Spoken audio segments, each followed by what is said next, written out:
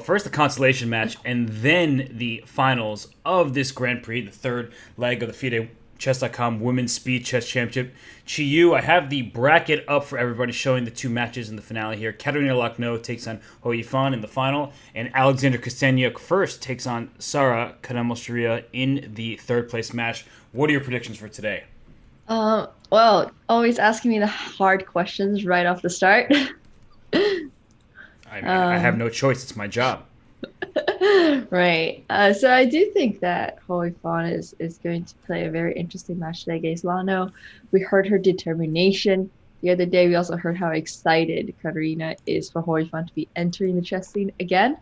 So I definitely think they'll be very, very intense. But when it comes down to blitz, I do think that Katarina has a slight advantage over Hou Yifan, despite, Yifan being one of the best female chess players ever. Just when it comes to blitz and when it comes to online chess, Katarina does have a very, very nice sort of base built already. She's doing really, really well. We've seen her play some amazing games. For sure. And I mean, honestly, we have the first and second seeds, the fourth and sixth seeds. It's been a great Grand Prix thus far. Qiyu, as we get ready for the game to take off. I mean, I'm going to make my predictions. I'm really not confident in them based on how close I think these matches are going to be. Mm-hmm. I'm going to go with... I don't know. I really don't know. I don't know. I'm going to go... It's tough. Chat, let's hear who you think is going to win both the consolation match, third place match, and the championship match. Let us know. Give us your thoughts. I'm gonna go with. I don't know. I don't know. Yeah, I feel you there. It's really, really difficult, honestly. I think it's just gonna be so close today that it's going to come down to, honestly, a very, very tight match. I agree. I'm going with Lochno and Sara. I'm going to Katarina and Sara. That's my choice. That's what I have to go with today. I feel like I'm going to go 0 for 2 now that I've said it out loud, because these matches hard to predict with these players, but that's what I'm going with. Final answer. Also feel like a part of it's going to be commentators curse again. Hey, don't blame me for everything bad that happens to these players. It's usually my fault, but don't say it out loud. Isn't that the whole point of a commentator's curse? Wait, so if you said it about me, does that mean you just cursed your assumption about my predictions, in which case that they're going to work out? Wait, this is way too dank for my 7 a.m. brain. I mean, one of us has to be the 5-head, right? Yeah, basically. But, I can't even wrap my mind around which combination of words that was. So I'm just going to say best of luck to all of the female players today. Yes, for sure. And we have things underway here. And we see that we have this c6 move, which is standard in the opening to play d5, exactly what Sara just did here. And in playing d5, she's challenging the e4 pawn, but the e5 pawn also needs defense. So these kind of lines are pretty fascinating to me. This pawn on d5, generally speaking, needed to blockade this bishop on the light squares. There's also knight g5 ideas if you ever take on e4. So Sara gets into a bit of a think here. Are you surprised to see Sara spend 40 seconds, on the first 5 moves?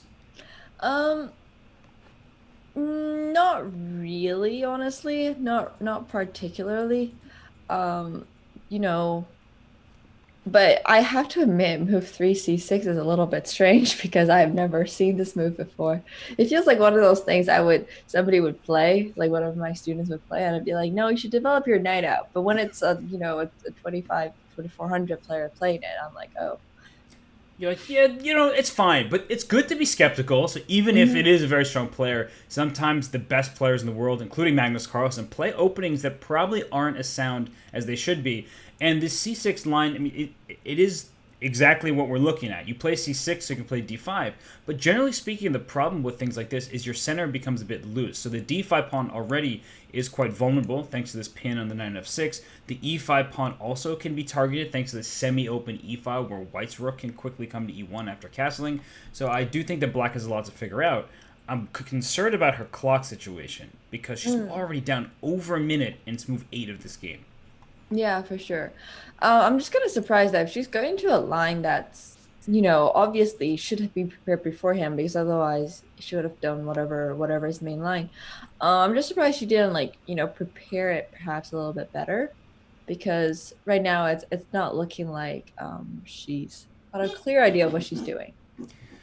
Yeah, she's already had to commit that pawn to d4 and Qiyu. We know once pawns move, they can't go back, so she's sort of exposed or weakened plenty of her light squares, and she does bring the queen out to a5 with check, trying to get out of this pin. But the bishop can drop back to d2, and I'm looking at bishop takes e6 right afterwards, and that gives black these double e pawns. I Hmm. honestly don't like how this opening has gone for Sarah. I think she would probably acknowledge as much, considering she is still down, and actually she's down even more time, a minute and a half at this point. Yeah. And this is the part of the risk of playing an opening that's not very common because I'm sure Sarah knows like, Italian theory to the move 20, whatever. But whatever this is, I don't have any idea. I don't know if she has any idea. And it's just one of those things that might not be bad for Black, but it's definitely not going to be great for her without accurate play. Yeah, and I think both of us, when we first just look at the position, if you threw us in, we didn't even see the opening of this game. We're like looking at these double e pawns, and they can't move. And that's one Yeah. of the essential problems with double pawns. Is well, first of all, they can't protect each other, and because they can't protect each other, we get to the second point is that they're harder to actually move because you can't put this e pawn, e6 pawn, I should say, there are two of them, this e pawn on f5 so that you can then play e4. No, these are stuck in place, and so this knight already has an outpost on the e4 square, and black is by no means lost. I think black has very good chances to stabilize and hold a position like this. I just get concerned when I see these double pawns here that white can just try to put pressure on them and black is stuck defending. Hmm. Exactly. I do think that, after maybe a4, just try and white need to get like a little bit more space because there's actually not that many places to put the pieces. I Oh, f4 is interesting. Interesting, interesting. Wow. Um, I guess there will be double pawns no more. yeah, yeah. I was kind of expecting d takes e4, but I guess this works too. Yeah, d takes e4 would have attacked the queen, but I guess Kostenyk's saying, well, now that you kind of have to take on f4, otherwise you'll lose your pawn e5, I'll probably go ahead and take your e6 pawn. That's exactly what she does, saying your f4 pawn can be captured next, and actually that's what's about to be seen. So Kostenyk looks like she's going up a pawn, but as we know in endgames, and yes, this is an endgame, Qiyu. I know you got on my case the other day about Robert. You don't seem to have a concise or uniform definition of endgames. This has the endgame feel to it, and in endgames, being up only one pawn sometimes is not enough, right? Yeah, definitely. I'm just glad that you call this an end game, not a, queenless middle game, because at this point I can't even tell when's what. Um, well, now that I called it an end game, I sort of regret it because now we're in agreement. Now it feels like we're going too smoothly. There's not a lot of drama for all of our viewers here. Hmm. But in all seriousness, now this it definitely feels like a position where if black is accurate here, I don't think black should be losing. But it's Yeah. hard, of course, to be accurate every single move in a chess game, especially in blitz when you're down a minute on the clock. And knight e7 is a very nice move because the c2 pawn on a light square. This is the problem with bishops against knights. Bishops control one color. The knights can hop from color to color, so the c2 pawn cannot be protected by a dark square bishop.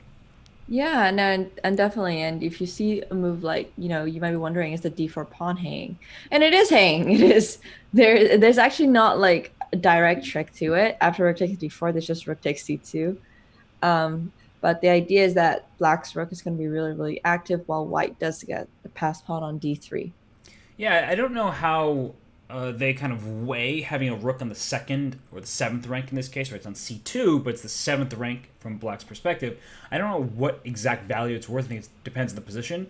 But in this one, it's definitely worth a pawn to have a rook on the c2 square, just to show that visibly. For well, we'll see it by the players themselves. Rook takes c2. If you get the second rook to f2, for instance, you're threatening the g2 pawn, and these Hmm. rooks become lawnmowers on the second rank. And if this bishop moves away from c1, in comes rook c1 with checkmating ideas, thanks to the rooks being in such good coordination with one another. Yeah, I mean, this is just one of those positions I have a very hard time in judging because I feel like, it's just the more games you play, the more you get used to these kind of things. But now I'm like just looking between rook d7 and bishop e1. Like bishop e1 idea is very simple. First of all, your bishop's under attack, so you got to deal with it at some point, right? But if you play bishop e1, you're also stopping rook f2. That's right. And she plays bishop e1, rook to d7. Qiyu's point was that you would lose this bishop, but after you give your king some love, you would win the knight on e7. And so that was an option. Tactically, it was okay for white. I think that Castagna being up a pawn like she has been for quite a while now, I guess the last four moves, but it's felt longer than that because they've been spending a lot of time on these last couple moves here. That playing bishop e1 makes sense given the trajectory of the game, but it's a move that can backfire because now black still has plenty of firepower to deliver an attack. Knight c6 played, and I'd be careful for ideas with rook c1, pinning that bishop, or somehow getting this rook on f7. I don't know how to do it, Qiyu, but if you can get this rook on f7 onto the c2 square, you're just hitting the g2 pawn, and there's no way for white to protect it. Yeah, I mean, here I just think that, this is a, a really tough endgame now for white to play because your bishop is just so bad on e1. And end games like this, okay, well now it's an even end game because the pawn b3 was just stolen. But what I was gonna say is, end games like this, you're often trying to figure out a plan, not just one move. Like h4, the point of h4 wasn't just to play h4. It's like, well, let me put my pawn on h5 and kind of restrict black's king. So if white can double her rooks on the 8th rank, rook h8 would be a checkmate because the pawn takes away the king's escape square. So that actually can be useful tactically at some moment. Black puts her rook on a4. So Qiyu, kind of what ideas are you coming up with for both sides as Sarah now has an extra 30 seconds almost? Yeah, well, I just think that this is, oh my God. End games are hard. Like I say this all the time, and I'm just like, I am so bad at end games. I just kind of play the moves and I go through the motion of going like playing an end game that I really don't know. Because now you'll get rook a2, and Sarah's position is just more comfortable to play, in my opinion. And with also 20 seconds on the clock, I mean 20 seconds extra on the clock, a minute to 40 seconds. A lot of things are going to start happening, and we can't completely dismiss the chance of a blunder. That's for sure. And well, now that the rook's on g6, I'm actually going to walk back what I was about to say. But I was about to say that it felt like black's attacks were more immediate. Like the bishop on c3 was under attack, the pawn on a5, the pawn on d3 all feel more vulnerable than this a7, b7, knight c6 configuration. All that's protected over there for black. But now that this rook is on g6 and the bishop's on c3, there's clearly a threat on this g7 pawn. So now black's pieces are a bit tied down. And the extra 10 seconds, I think, well, now that the extra 10 seconds is down to about 5, it will play a part. However, I think that the worst is behind white, and her rook on g6 was working so well with that bishop on c3. Should be no problems. Yeah, I do like to see that this game is coasting towards a draw. Um, we don't always see the most exciting games or the most exciting results, but a draw to start out the day is really, really good for Sarah, and it goes to show that she has very good chances against Alexandra Kostanuk. She does indeed. And she had a tough go of things in the semifinal. It was really a one-sided matchup when she played against Hou Yifan, but she's taken a day of rest as well. All the players did yesterday, and so did we as the commentators. And now I think she should. There it is, knight e5. And the point is, that if you take on e5, this rook takes back a5 and h5, both hanging. The problem with pushing your pawns very far is that they're hard to protect, and we're going to see this endgame where, well, black's going to be up a pawn here. Whoa, this is not an end game you really want to get into down time, or in any situation really. But but the king is going to be stuck. I mean, black's king is going to be stuck to defending the g7 pawn, and there won't be actually any threat. So we're probably just going to see a bunch of rook moves and a draw. Yeah, what black wants to do is push this a pawn all the way down to a3, which she can accomplish here. She is concerned about king f5, king g6, but as soon as that king gets to f5, then the black king could have gone to h7. So I think she can just start pushing the pawn. And she kind of needs to avoid a 3-time repetition at this point. Okay, she does it. And the big issue for black, is you can't kick the king off these h2 and g2 squares. A2? Definitely play a2 now. Because the king Wait, this is just win? is winning. And the reason it's winning is this black king will go all the way to b8. White's king is stuck on g2 and h2. This is an endgame I would love to show in more detail. So I may even save this because the next game will start quickly, but we'll maybe analyze it a little bit when the next game begins. But actually, honestly, all you need to analyze is being shown right now, because if this rook ever leaves the a file, the black rook leaves a1 and the pawn promotes. And so the rook is stuck, and in comes the king. Gary just pointed out that Robert Hess's passion is endgames. I do love me a good endgame, that's for sure. And king b4, so king b3, the rook has to check the king off from protecting this pawn. So the king starts going towards the g4 pawn. Here it comes. And you should be able to zugzwang here. King has to stay on h2 and g2. King f4, king g5. Now the king has to go to h2, and you can even move your rook into the game. So she's going to do that. Rook d1, rook d4, and rook takes g4 check. Wait. And she's going to win h5. This is way too dank. I literally am like waking up in the morning and I'm just seeing, you know, a grandmaster level endgame played out in front of me, and I'm like, yeah, I don't even know at what point White went wrong, but obviously it was when they gave up the well, it started going downhill when it started giving up the a pawn, and basically, yeah, you will be suffering in those kind of end games, and you can only draw if you have the most accurate play, which with 8 seconds on the clock, when she lost the pawn, it's not going to happen. That's right. It's just, the thing is, even letting the black king out is a risky decision, and with 8 seconds on your clock, you don't have time to say, wait, can I actually let the king out here, or do I have to keep it stuck on the 8th rank? And Sarah's shown perfect technique, honestly. Yes. You know, this is inspiring me to actually go study some more end games, Robert. Hey, I mean, these players are really phenomenal, and these end games are tricky.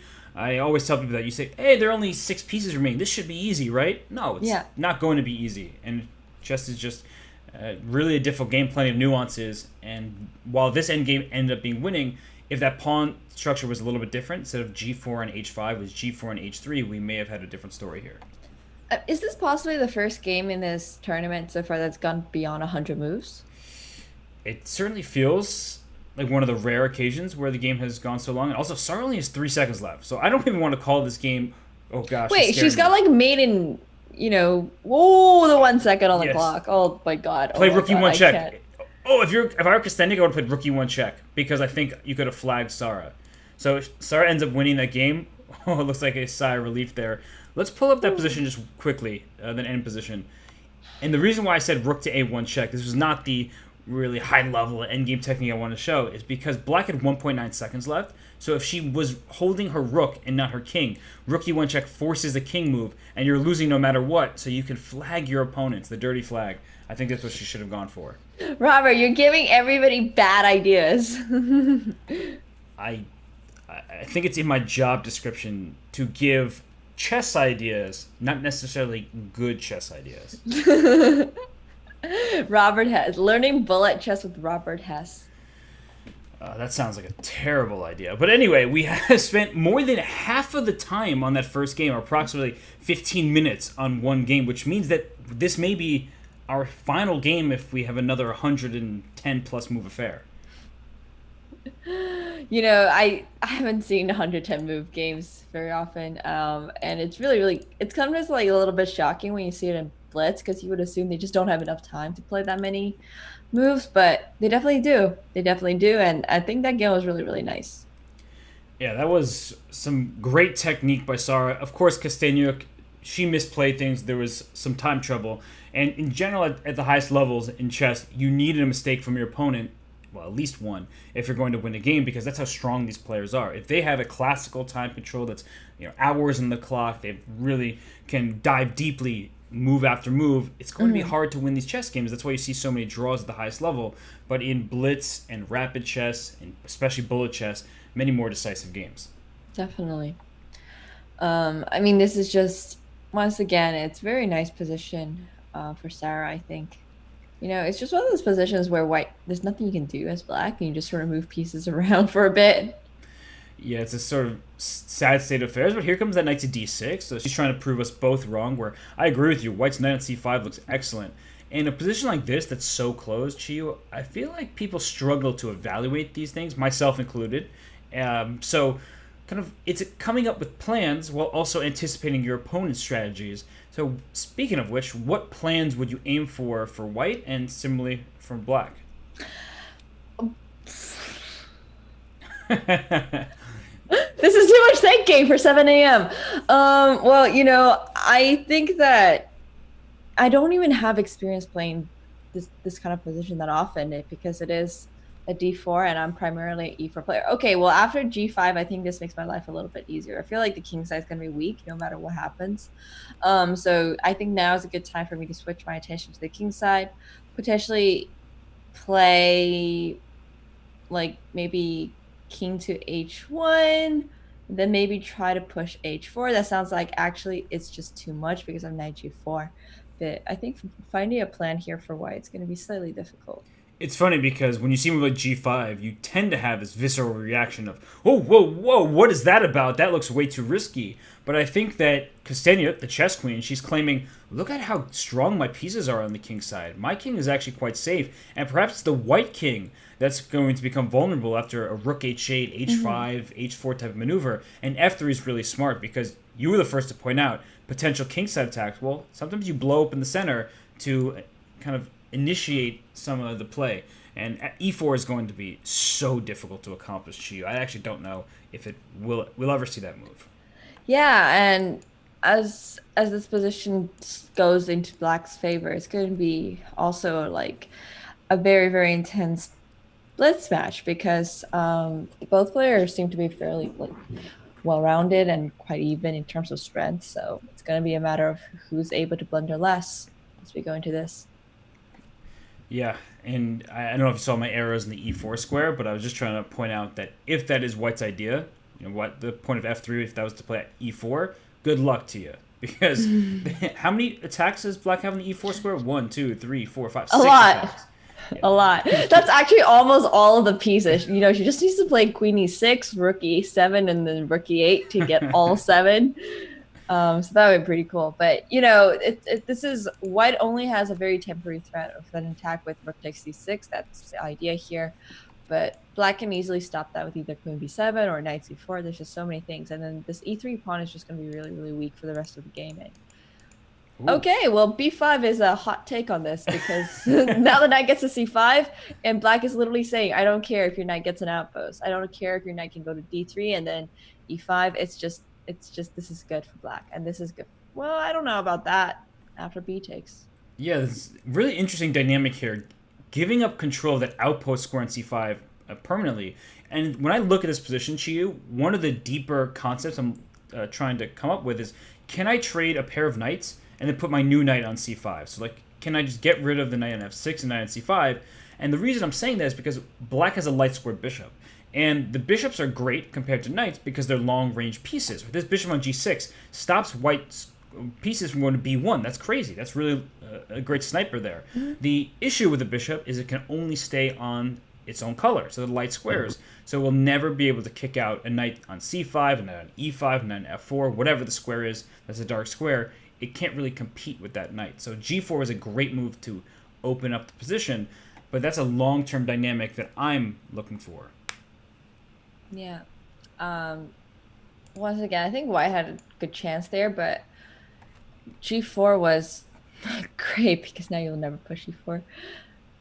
All right. So queen takes a5. That's a pawn, but how do you feel about the potential of black's attack? If we don't trade queens, I don't think you should, and to realize queen e7 and h4 coming. Is black's attack legitimate, or is white just stealing the pawn and living to tell the tale?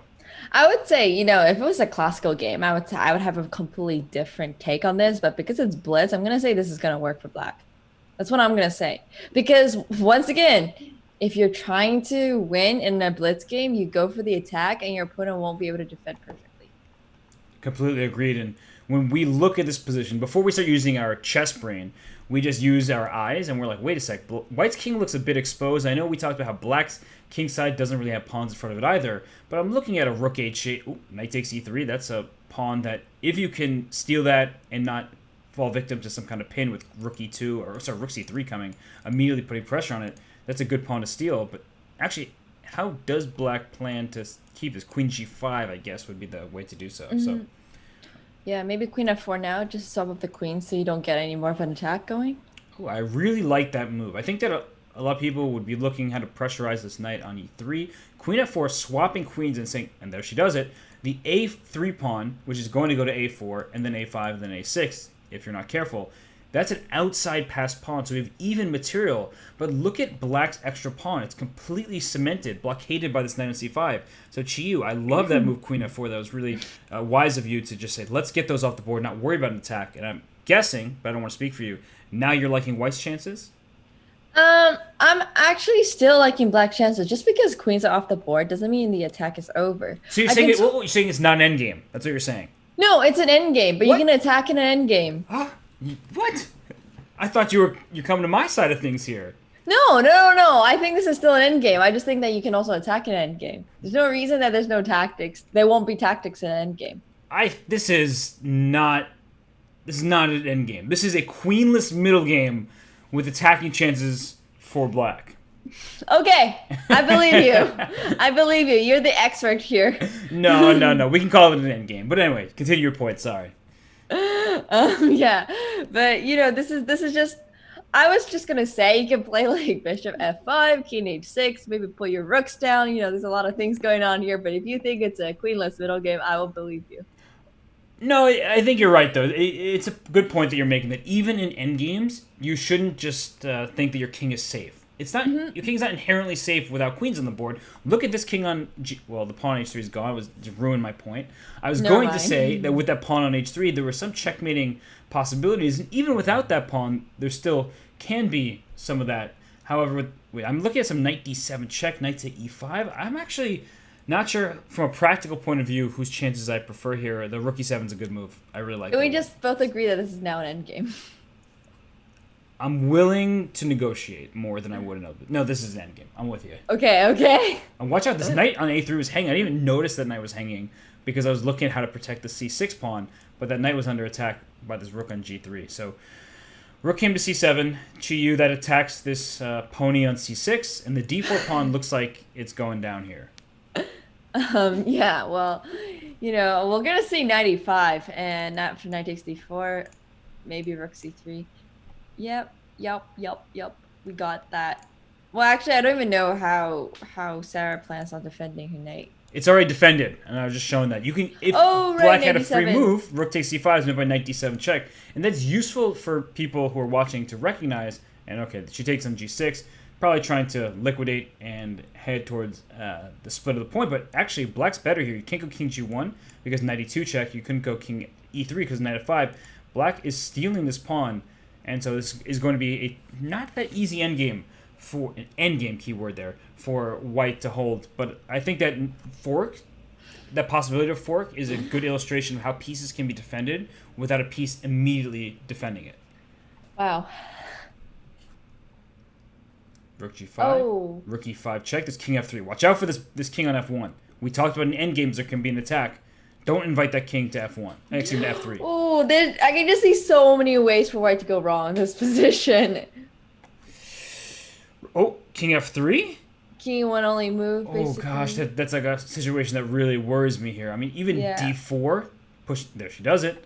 Maybe knight h4 check, rook h4, rook takes e2 was possible there. That actually may have been the easiest way. Because now king e4? Well, maybe... I was going to suggest after knight c3, can you really take on d4? Oh, that's a good question. Because then there's king e3. Yeah, I mean, it's just a good question to ask why, right? And with the clock ticking down, anything can happen. Okay. No, I really liked your move there, knight c3. It's trickier. Yeah, well, my voice apparently doesn't sound awake, but at least my brain is half awake. And that was a really good moment there, why you couldn't take on d4. Black still has great chances here, Kosteniuk, to win this game, especially rook h1. The rook's on the short side. The rook needs to be on the long side. Rook a8. Bring that rook over. Oh my god, this is winning for black. Yeah, this is not cutting it. Now go rook h7, rook f7 check. You just check the king off the f-file. Then you just build a bridge and you win. Oh gosh, this is what happens in blitz games. We saw this happen in the first game.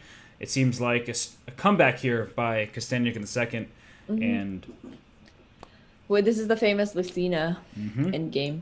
The one thing I do know about endgames. you know how to build the bridge? Yeah, I know how to build the bridge. It's like what they teach you when you're like, starting out in chess, like 6 years old, 5 years old, and it's like, oh, this is how you play it, Yeah. and you just memorize it, and you practice it 5 times, and then you never see it again. But I'm very, very glad to see it over a Blitz game. I showed it just on the stream just to get everybody to understand what the point was to block the rook's checks that you can promote in D1 after that. Let's go to the current game here. So Sara missed an opportunity there to hold that game. I've got to give credit to Kostennik there because just like the first game where Sara had an extra pawn and started increasing the pressure, there Kostennik did the same. It's actually just been a role reversal from game 1 to game 2. Definitely. And these end games are just so high quality. Like, a game is high quality when you go from the opening into the middle game and then into the end game. Like, you just know that the natural flow of the game has been so good. And it's not like they soft off queens on move 9 or something. But yeah, that was. I mean, it's been really excellent technique by the side that's been pressing. So as we continue this match, this is the last game, unless they draw or something, some blunders a piece in the next 2 minutes. This will be the final game of the 5+1 portion of things. But I was going to say that it's going to show that both sides are ready to convert their advantages, and it's up to the defensive side to really be up to the task of, hey, wait a second, I know I'm worse here, but with accurate play I should hold. And by the way, this position for Sara, bishop g5, the threat is knight to c5, the bishop on e3 is pinned, and this pawn on c4 can be captured. So immediately there's attacked here. And so, speaking of defending, you need to find a way to defend that pawn. yeah, well, this white's attack was feeling a little bit forced, in my opinion. Like pawns were just going up the board, and b3 has been played just to protect c4, so that when now black plays bishop takes c3, can take with the queen and not lose the pawn on c4. Since you really don't want to play f takes because you'll get the double pawns on the e file. But this also just brings yourself open to attacks from black with a5, and a4 is played to stop a4 by black herself. So we're gonna get a really, really intense, I think, pawn storm in this game. Yeah, these kind of positions are pretty funny because you tend not to want to push pawns in front of your own king, and Kostennik was willing to do so in this game because actually, how does black break through? You'd want to play maybe c6 and b5, but because there's the presence of this pawn in c4, the double pawns are actually helpful in shielding white's king. So I know that these stacked pawns get a bad reputation. Sometimes they're very useful because inherently, whenever you have double pawns, it's an open line for your rook. So because there's no d-pawn, that d-pawn's double in the c-file, here's the rook on d1 is actually staring down the d-file, more space for white's pieces.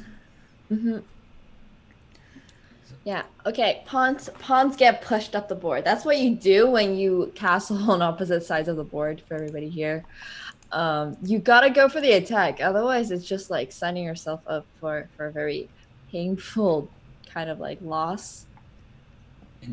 Well, this f4 move was really committal. So speaking of pawns going up the board, that's a pawn move that can't come back. It was captured. So what do you make of now this isolated pawn on e4 and of black's defensive journey here? Because the e5 square is one that is pretty juicy, and the queen can go there right now if you want. Yeah, well, I do think that if queen e5 is probably the best idea here because you just want to swap off the queens. Once again, if you're at the risk of getting an attack, you just swap off the queens. That's like the #1 principle I live by. That seems like a good one. I know you're a little afraid of endgames, but it sounds like you're more afraid of attacks. Yeah, definitely. I mean, I'm not really necessarily afraid of endgames. It's just that if I go into endgame, as far as my game is going to be concerned, it probably won't go very well for me. But if I get attacked, I know it 100% will not go well for me. So I think it's just a trade-off here for me at this point. Every time we've seen endgame, you're like, Robert, now it's your responsibility. But then when we see an attacking position, you're like, oh, let me have this. You're gonna rub your hands together. You're like, let me go play g5, break it open. So I sense your style here. Hey, look what just happened. You're Queens are off the board. This is a queenless. Is this a queenless middle game or an this feels more like an endgame to me. Okay, so at some point, so if there are 3 minor pieces and 2 rooks on the board, that's a queenless middle game. Like it's honestly just a feel at this point. There's no set definition in my eyes. It's like, what does the position feel like? And here it feels like an endgame. All right. Well, we need to like publish a book called Robert Hess's Feel of Endgames, where we have all the different positions, and it's like this was an endgame, but that was not. We're gonna have an encyclopedia of endgames with a glossary at the front. That's an index of terms, and that's gonna be really just the definition of endgame will probably take up about 10 pages. Yeah. And this endgame is certainly favorable for black because you have an uncompromised pawn structure. Now is where the double pawns are actually a burden rather than a blessing. Because you look at them here on the queen side, you have a 4-on-3 pawn majority in number only. Because how are you going to create a passed pawn? Black already has a passed pawn on e5. To get a passed pawn for white, good luck to you. Can't really do it with the double pawns. You know what would be interesting here? Rook d4, I'm guessing, is you're gonna say? Yeah. Yeah, I was gonna say that, but h6 is played. There's just so much tactics in this position. It's kind of shocking, honestly. Yeah, because you look at it at least when you hear about an endgame, you're like, okay, now it's just technical part. It's like, wait, that little decision here will have big consequences. And well, Qiyu, speaking of consequential decisions, with these pawns traded, now black still has the extra pawn if you cut the board in half, and it's a very clear extra pawn, whereas white's extra pawn doesn't even look like one because of the stack pawn situation. Wait, sorry.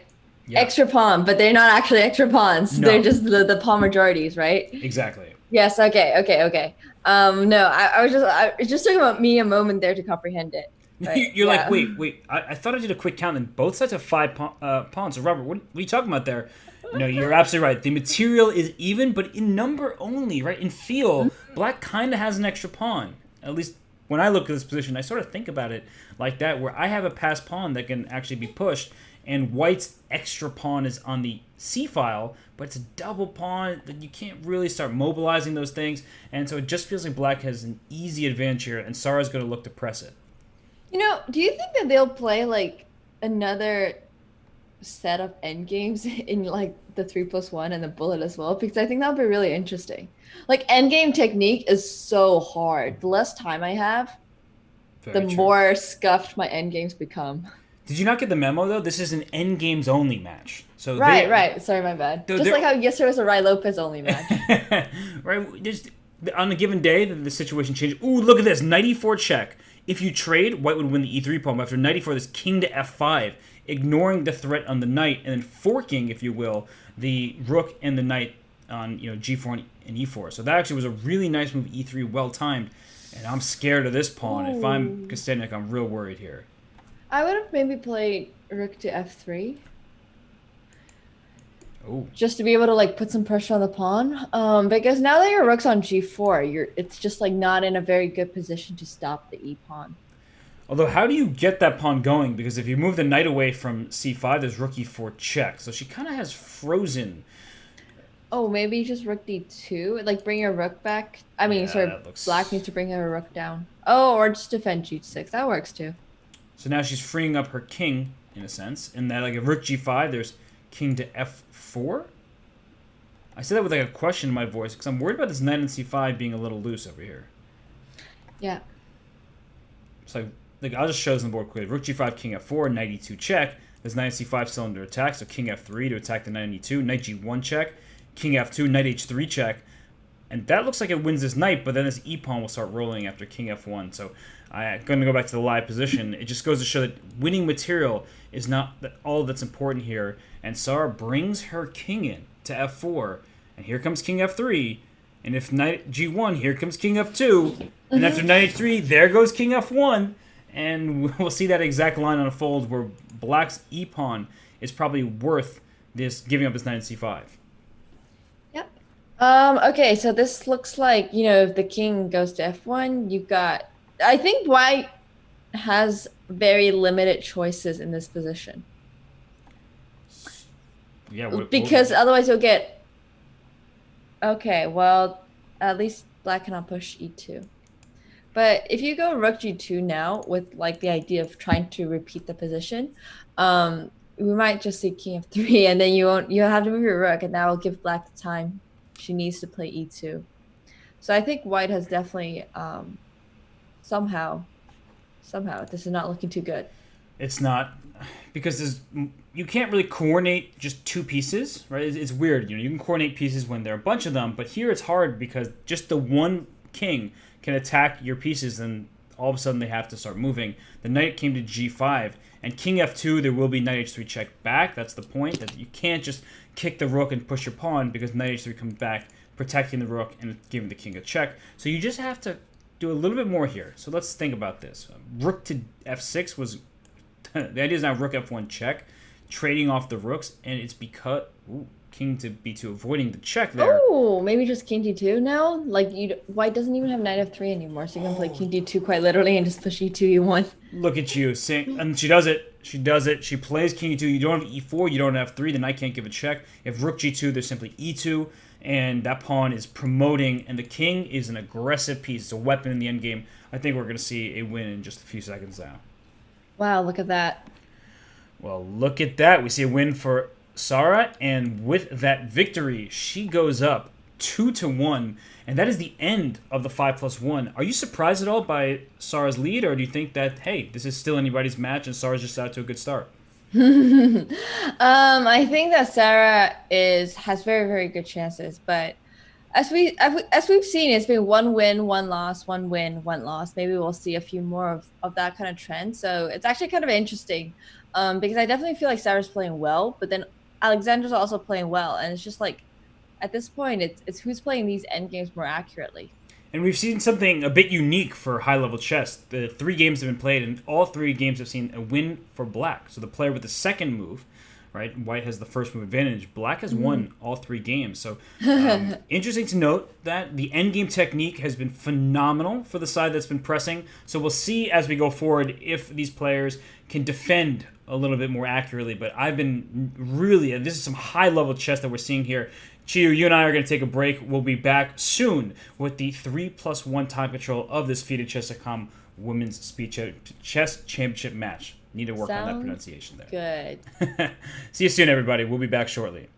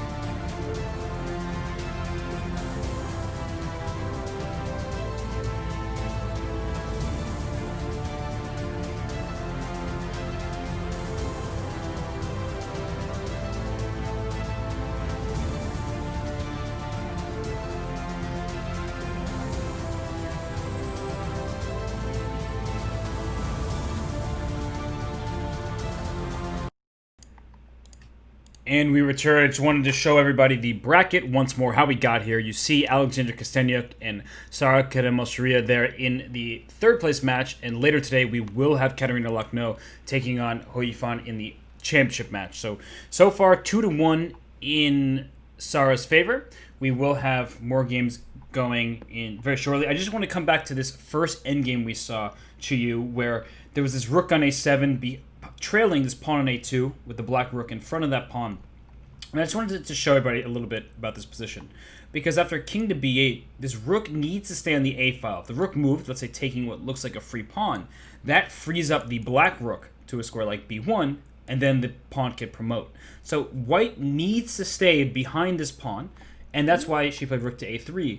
And just an important point about this endgame is that the king needs to stay on g2 and h2, because as soon as you go king f2, this pawn is under attack if the rook moves. However, this king will be in the same line as the rook, so rook to h1 would actually win the game for black, because I'm threatening to queen. My pawn can promote with the protection of the rook, and so the only way to stop it is by capturing it, and rook h2 check happens, where you win this rook on a2. So that was a little endgame lesson. We are back to the action, because they're taking it off. Qiyu, we see a game with d4 and now a early bishop b4 check and knight b to d2. So what's your feeling about this opening? Well, I do think that they're playing this really, really fast, which I like to see because with 3+1, you don't really have time to be, going slow in the end game. So Queen's Indian defense, really standard stuff. It's been played many, many times. A lot of people have played it before. Sarah and Kostyniuk in this game. Usually the ideas are quite simple. Once again, we'll see that the pawn majority on the queen side for black, the pawn majority on the king side for white. Decent piece activity, but for both. And this knight f3 to e5, the d3 idea is actually going to get the knights into a pretty good spot in the center. And we see the move c5 played, and everything you're saying is true, Qiyu, that if you cut the board in half, the players have different pawn advantages. Here, actually, black has the c5 and d5 pawns, which look quite menacing, but they can also be quite vulnerable. I mean, there's this bishop g5 moves says, wait a sec, your d5 pawn may lose some of its defense, and she takes on f6, and the c5 and d5 pawns are called hanging pawns because they're pretty exposed to the enemy, but they also can be strong in the sense that they are taking control of some very important squares. So, Qiyu, in your experience, facing or with the hanging pawns, do you prefer to play with them or against them? This is actually a really, really good question. I think sometimes that I'm really, really bad at handling hanging pawn positions as the side with them because I just tend to lose the pawns. But I think very specifically for this position, I think I like black more. Like, I like the hanging pawns because I have the pair bishops. White not having the bishop on b2 is actually really going to impact her because part of the idea of play against hanging pawns is keeping the minor pieces on so you can attack it. So in this case where actually that's not even correct. That depends too on the position. It's just hanging pawns are so difficult to play. But I definitely do like having, when I'm playing against hanging pawns, I do like having the pair bishops. So yeah. I would say this is better for black. Well, I don't think you were entirely wrong with that statement. It is situation dependent. You're right to clarify that. But having more pieces on the board can be helpful in piling up against the pawns. And black in this position, it doesn't even look like there's any problem because there's a bishop on f8 protecting a pawn. So there's a queen and a rook lined up against it, but they're in a sense overpowered by a lone bishop because their attack is useless as you're never going to take on c5 and lose your queen for that bishop. So that's a big problem for white. Black's pieces are now in great squares, and we've already seen 3 victories in 3 games for the side with the black pieces. Are we looking at number 4 here? We very well might be. I like 94. You're really putting your knight somewhere nice, and you're also defending c5. It's just, wow. I think this position is everything you want out of a hanging pawn structure for black. If you can push your hanging pawns without any sort of consequence, that's actually a big deal. And the reason why that is the case is when this pawn's on d5, it takes away the e4 and c4 squares from white. Now having the pawn d4, what white wants to do is get a knight into c4, but it was too long of a journey. And so Sara plays e3, and that was me accidentally clicking on the square. Knight c3 was played, but I was looking at pawn takes e3 anyway, just weakening white's structure. Instead, Kostyniuk plops her knight into c3, bishop e4. I mean, the pieces are working so well together for black. Hmm. Yeah, just play rook d8, I think, because if you play e takes d4 after, you've got c takes d4. I mean, I don't even know why I said the whole line out. There was not like anything spectacular about it. It just defends the pawn.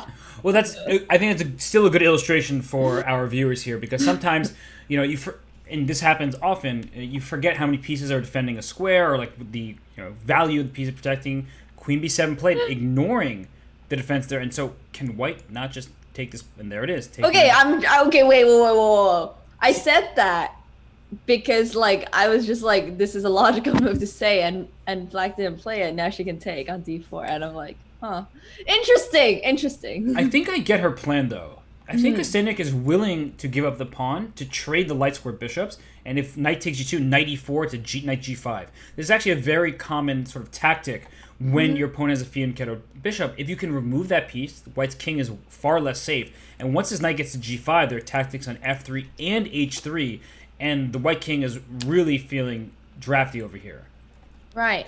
I do think it's a decision between, I mean, it's a pawn sacrifice at the end of the day. It's a decision for me where I'm not a fan of like sacrificing pieces. I really like having all of my pawns. I like having everything. But of course, this tactical idea is really, really strong.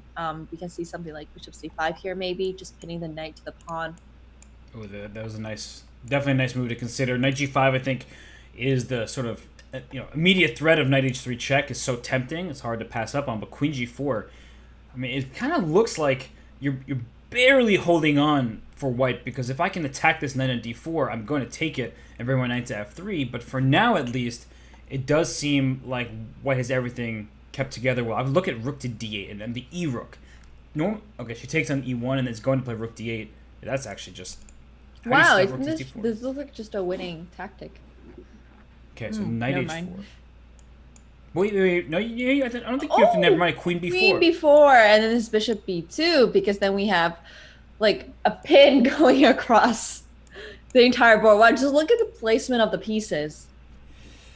That's tough to me. So knight h4 to f5 feels like the only move to not lose a piece here.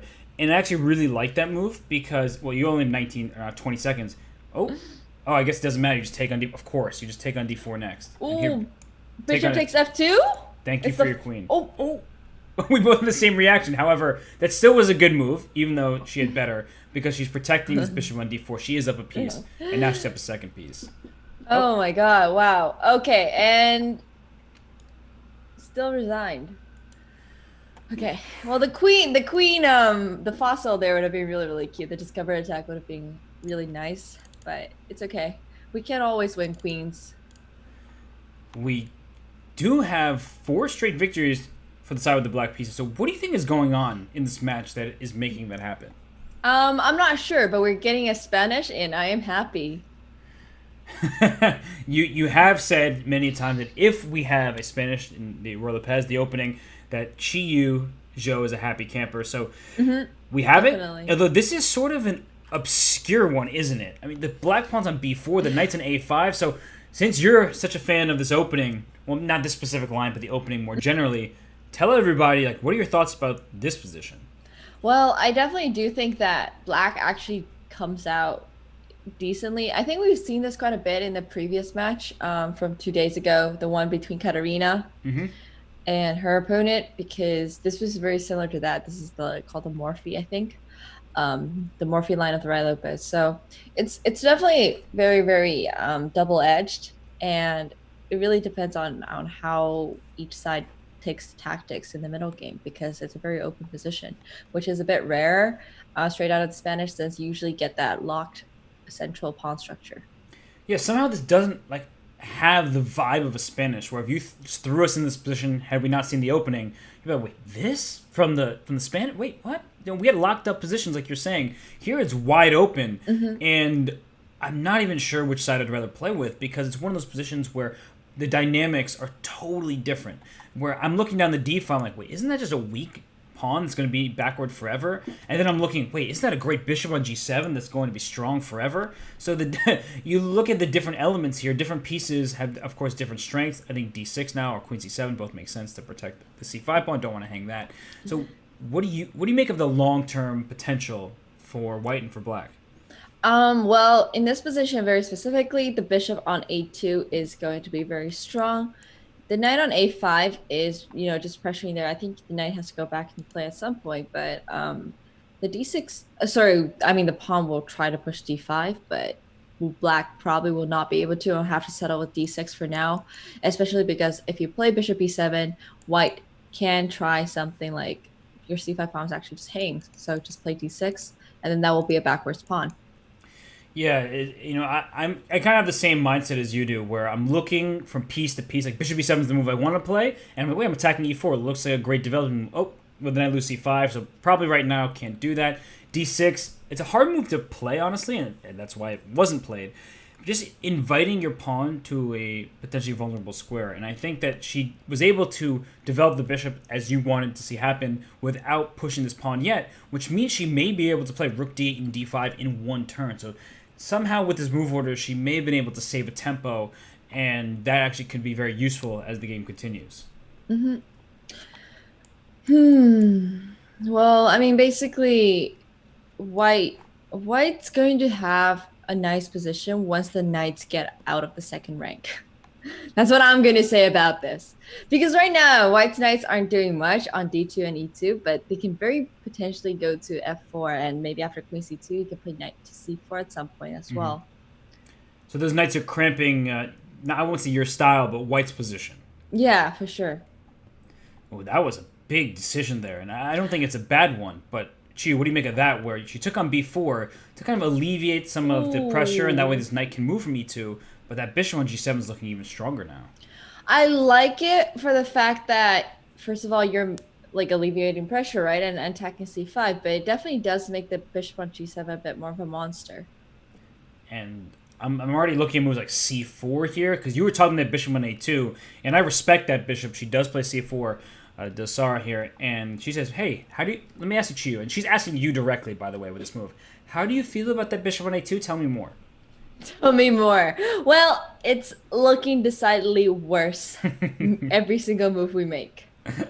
And here comes d5. So actually, your plan for black has shown up here. And very importantly, this knight on d2, as you said, you didn't want it there. And why did you not want it there? The rook wanted the open file. Now the rook is not attacking d5. Black was able to trade off her worst pawn. And while black has split pawns on the queen side, right, they can't protect one another, so much more space. What a beautiful position. Yeah, and black is just winning. Well, knight takes e3. I don't know if it's going to win a pawn, but it could potentially be a pawn. Yeah, at the very least, it leaves white with an isolated pawn on e3, and only black will have a dark square bishop. I would take on e3 and ask questions later, because it just looks like the move you have to play. I don't want to see bishop d4 happen. I really don't want to trade off dark square bishops. The bishop on g7 is important, not just for attacking down the length of the diagonal, but also protecting the king. Yeah, definitely. And, you don't even have to commit to something like bishop takes e4. You can just play... Oh, and bishop takes e4 was committed. Woo! She was going for the very quick, let me steal a pawn. Oh, this is another minor piece of rook endgame. Oh, but there was a blundered exchange there. No, wait, no, it's okay. It's a pin. I think she did blunder it, though. I think she blundered it, and she was just lucky that there was this tactic. Yeah, the rook being on d1 is helpful, but then the rook so now the knights are being traded. The c4 pawn falls. This is not what Sarah wanted. This was definitely a blunder. She was able to survive and not lose the exchange, but she lost her very important c pawn that should have pushed to c3. Oh, wait, what? Oh, bishop takes f7. But what? Wait, whoa. And we see just anything there. Like, there's also bishop takes f7 with this. We see the first victory for the player with the white pieces, and bishop e5 was just a howler of a move. The bishop is lost in e5, as you were saying. Bishop takes f7 check. The rook on c6 was hanging. Bishop e5 is one of those moves that's inexcusable, and also just like from your own point of view, you kind of smack your head, you face palm, and you're like, okay, let's just forget about that game, because I had a huge advantage. In the matter of 5 moves, I went from big lead to, oops, there goes my bishop.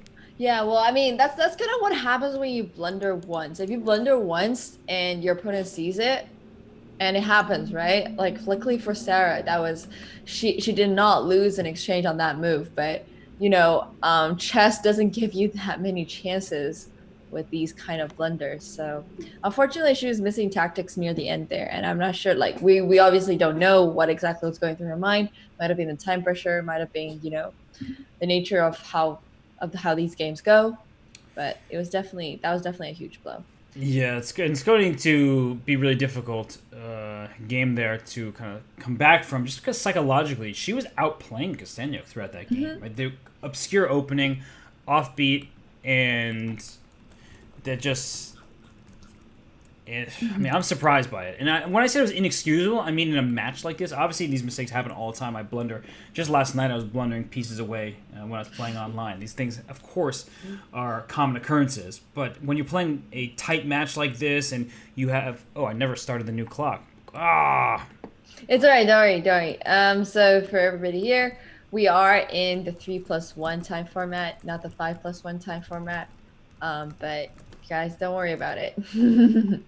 yeah, that I just noticed that. I mean, I'm trying, doing the commentary, producing. Sometimes you forget little things like that. I will update that right now. Yeah, I mean, Robert is doing a very, very good job of commentating at the same time while handling everything, switching the cameras. He's just doing a very amazing job overall. And don't even forget, it's not even 9 a.m. yet. And And he's already produced a whole show. Of course, we're getting yup clocks. We deserve them. Well, I deserve them. And now I fixed that. Sorry about that, everybody. Can focus back on the chessboard here. The last move play was knight to d5. And I'm looking at this position where Sarah's queen is aiming at some of the weak pawns on the queen side. But this knight on d5 is particularly strong, hitting e3, hitting c3, and the pawn on b2 is also under attack. So whose side would you rather have here? I kind of like white because of the bad pawn structure, but I also love the bishop. So I'm conflicted. I'm tossing the question over to you. I mean, okay, so the way whenever I look at these kind of positions, I just start thinking about what would I prefer in the end game. And I think pair bishops will come out to be really important in the end game. So I'm going to say I like black more. Okay. And we saw a pawn trade, not 1-for-1 directly, but the pawn b2 was captured, the pawn c6 was taken in return, and these bishops are quite strong. I freely admit that. And what's interesting about this is the pawn structure is not symmetrical. Black has a c pawn to white's d pawn. So, and the concept of pawn islands. What's a pawn island? They're pawns on adjacent files.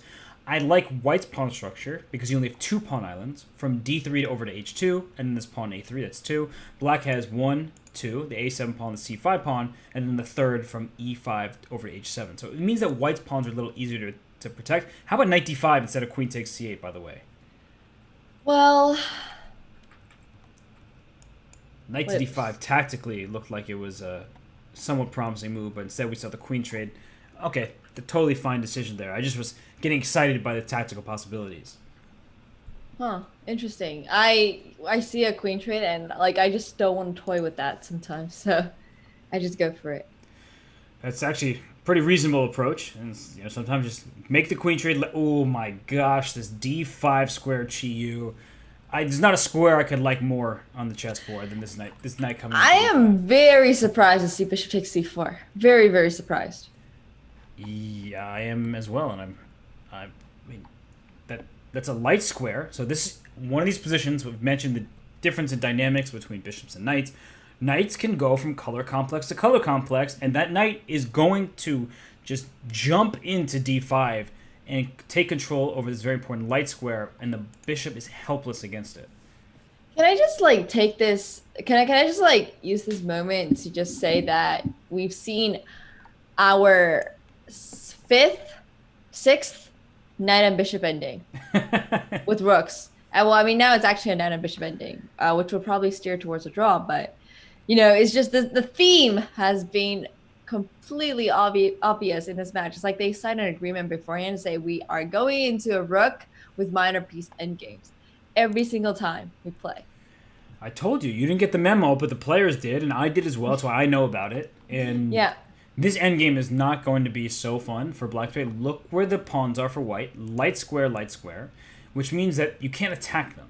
And even though black probably should hold this endgame, down half a minute on the clock.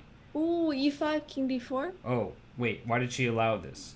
Okay, she can play oh, wait, no, she can't play e3. Yeah, she played f3 instead of e3. E3 was a lot more natural there just to stop this.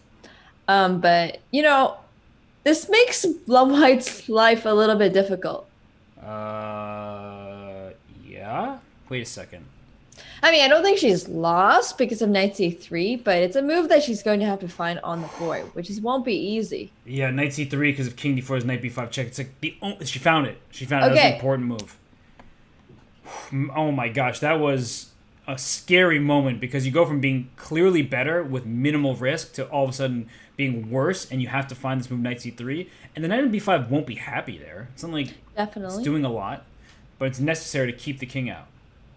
A knight b5. Okay, so now the king will never be able to go to d4. The knight will not be attacked. And this is once again looking like a draw. It was a little bit of a scary moment there just because, but just white needs to put her pawns on the light squares that black will never be able to attack them. And this is looking good. Yeah, you just move the king back and forth because very importantly, the black king has nowhere to infiltrate from, so you can just keep your king here. It's not like white's king can go anywhere. I do like that now the king's on d3, white can actually play for more. As mentioned, all the pawns are in light squares, so there could be a zugzwang at some point. You just have to, I don't know how, when or where that's going to happen, but there are possibilities for it to happen. Definitely. And do you take what the, I'm just trying if I could play for a win by taking with the f pawn just to remove the symmetry of the pawn. Oh, knight b3, knight b3. Oh, knight b3, hit both pawns. Knight b3 was winning a pawn there. Now the bishop comes to b6. And, oh, you need to get it. Okay, king d2. You do a little triangle. Oh, you can do the little triangulation thing. I think she realizes this too. And if you go king e5, there's king d3, so she moves the king back to f6. Oh my god, this is gonna look so cute. This is just like so geometrical. Oh, I made a draw. I'm going to bring up that game as we get to the next one just very quickly because Sarah moved her knight to b3 just a moment too late. And she played knight d2. Before, she went knight f1. If she went knight b3 right away, she would have won one of these pawns. The bishop can't protect both. She steals a pawn. She goes on to win this game. But she went knight f1 instead, and then finally brought the knight back, and the bishop was on b6. She couldn't win from there. So let's go to the live game. That was a clear missed opportunity for Sarah, and she remains down a point. And we have an Italian game. So how are you feeling about this opening? I know it's not the Spanish. It's close enough to the Spanish that I've recently actually started teaching people the Italian instead of the Spanish because I'm like, Spanish is a lot of lines to memorize, but the Italian's actually easier to play. So I'm warming up a little bit more to what I tend to count the discount what I tend to call the discount Spanish. But I do think it's a very good opening for white, and it's a very flexible opening as well. How dare you betray the Lopez? How I know, dare right? you, Qiyu? I'm so I don't think I can commentate with you anymore. I mean, you're gonna hear. It's all you now. I'm just gonna sit here. Yeah, I mean, definitely. Everyone knows the Spanish is my favorite opening, and here I am advocating for the Italian. Honestly, though, I think your point from a coaching perspective is a very good one because the Italian, your pieces go on natural squares, and typically there are less forcing options. And I know for less experienced players, those are like, wait, what if my opponent does this? And like, am I going to be losing? Those are the kind of questions they're asked. And even if there's no risk of being lost, it's just these psychological components that make chess such a difficult game where, an engine, you put an engine, I was like, yeah, king safety, what's that? I'm perfectly good here. But then a human player is like, wait a second, that looks like a weakness. I don't want to deal with that. So I got you. I totally get what you're saying. And I'm somebody who plays a different opening pretty much every single game I play. So I'm not particularly attached to any single opening except being against the French defense. That's really like my one thing there. Definitely. Definitely. We know you're very passionate against the French. I'm very passionate for the Spanish. So we all have our own preferences. Yeah, when she says against the French, it's just the opening. So if you're from France and you're watching this, you are just as welcome in this show as anybody else. So just to clarify there. Yes, just to make it very, very clear. And let's see what's going. Rook to b8. That's a move that looks strange, but you kind of get the feeling that black may be trying to play b5 at some moment soon. Even though that's not a move you want to play. So Black's position is so passive. Oh! Sorry, what were you saying about passive? She says, wait, you think that's passive? I'll show you. We just need to get the knights back onto the back rank, and then we've got the whole squad chilling. Oh my gosh! Like, How? Wait, sorry. What was the point of bishop d8? to free up the e7 square, because when d5 happens, your knight would have had no retreating square, and now the knight came to e7. But why not bishop to f6? Am I supposed to have an answer to that question? Because I don't. Well, I mean, I don't know. I don't know. So I you're mean, saying maybe I missed something. you're saying That's the what I'm bishop saying. could be on f6 right now instead of d8. Yes, which I would argue is It's a little bit more productive. Oh, she wants to go to c7. it's funny because black's position, despite like being worse and you have less space, it's not that bad, right? There's no immediate checkmate. There's Whoa, congrats. right? It's a high standard. I'm just setting the bar as low as possible, so that I mean, honestly, sometimes you have to do that. You have to take some solace in like the little victories, and you know the opening didn't go your way, so you take that. It's move 19 after rook a to d1. White's position is perfect. All the pieces on great squares, but now what? That's the essential question. Like, how do you actually go from a good-looking position, something that's aesthetically pleasing, into something more concrete? And maybe it's knight f5, maybe it's not. You know, I'm just trying to say that black's not just totally lost at this point. So you should be able to take a breath and then try to continue your play from there. Yeah, well, I think this is the I just try to say moment and point and put moint. So, I'm feeling like Hess today. But, I mean, this is just a nice position. But like Hess has said, how do you make this position into a winning one from just an aesthetically good one? And, we do know that space advantages are nice. Okay, the queen just goes back to e5. I don't think that accomplished much. But it is going to be interesting to see how white improves. What do you suggest for white here? Because I don't think that bishop d4 will happen again. No, I don't think we'll see repetition. I was going to say that because white has been better all game, and like f4 is extremely tempting, but it's one of those moves where it's like, wait, have I gone too far? Because it's a point of no return. As soon as you play f4, you're like, I'm going for it, and maybe it'll backfire because I'm overextending. Queen c2 played to protect the c3. Oh, f4, trap the queen. Qiyu. Oh my god. Oh, Qiyu. I guess we have our answer for how does white win the game. That answered our question. Yeah, so I'm going to go back to that board really quickly because f4 came at the exact right moment. Bishop e6 took away the queen's retreating squares and moved like, I don't know, something like knight h5 or something was probably a good move for black, all things considered. Just stopping f4, trying to trade pieces, you've left space. Bishop e6 walked into f4, and that queen has no squares on the 5th rank and obviously can't go backwards, so that's a lost queen. Let's go into the new game here. Qiyu, I was scratching my chin. I was like, that one doesn't look right. And yeah. But it's just like you don't expect your queen to get trapped very often. It's not something you see. And it's something more of like a really nice geometric puzzle. But then it actually happens in a game and then you realize there's actually a real danger of you losing your queen. And then it's like, oh no. Yeah, that's sad, honestly. And this match, so we entered this where Sarah was up 2-1 after the 5+1. In the 3+1, it's been all Kosteniuk, although I will say that Sarah did blunder at bishop for free in that good position. So if she had been able to actually convert that advantage, and she had a pretty sizable advantage before walking into that knight fork of her rooks and then blundering a piece, she would be even in this match. So I think on paper, the result is +2 for Kosteniuk. By how the games have been played, I would say that this actually has been relatively level. And so I think that, if I'm Sarah, I'm upset about the current score, but I'm like, I'm playing pretty well. And with bullets still to come, and maybe this is the last game of the 3+1, I want to get a win with the white pieces in this game. And she's played her pawn to f4, and now to f5. So Qiyu, I think we know that her mind is on a victory here.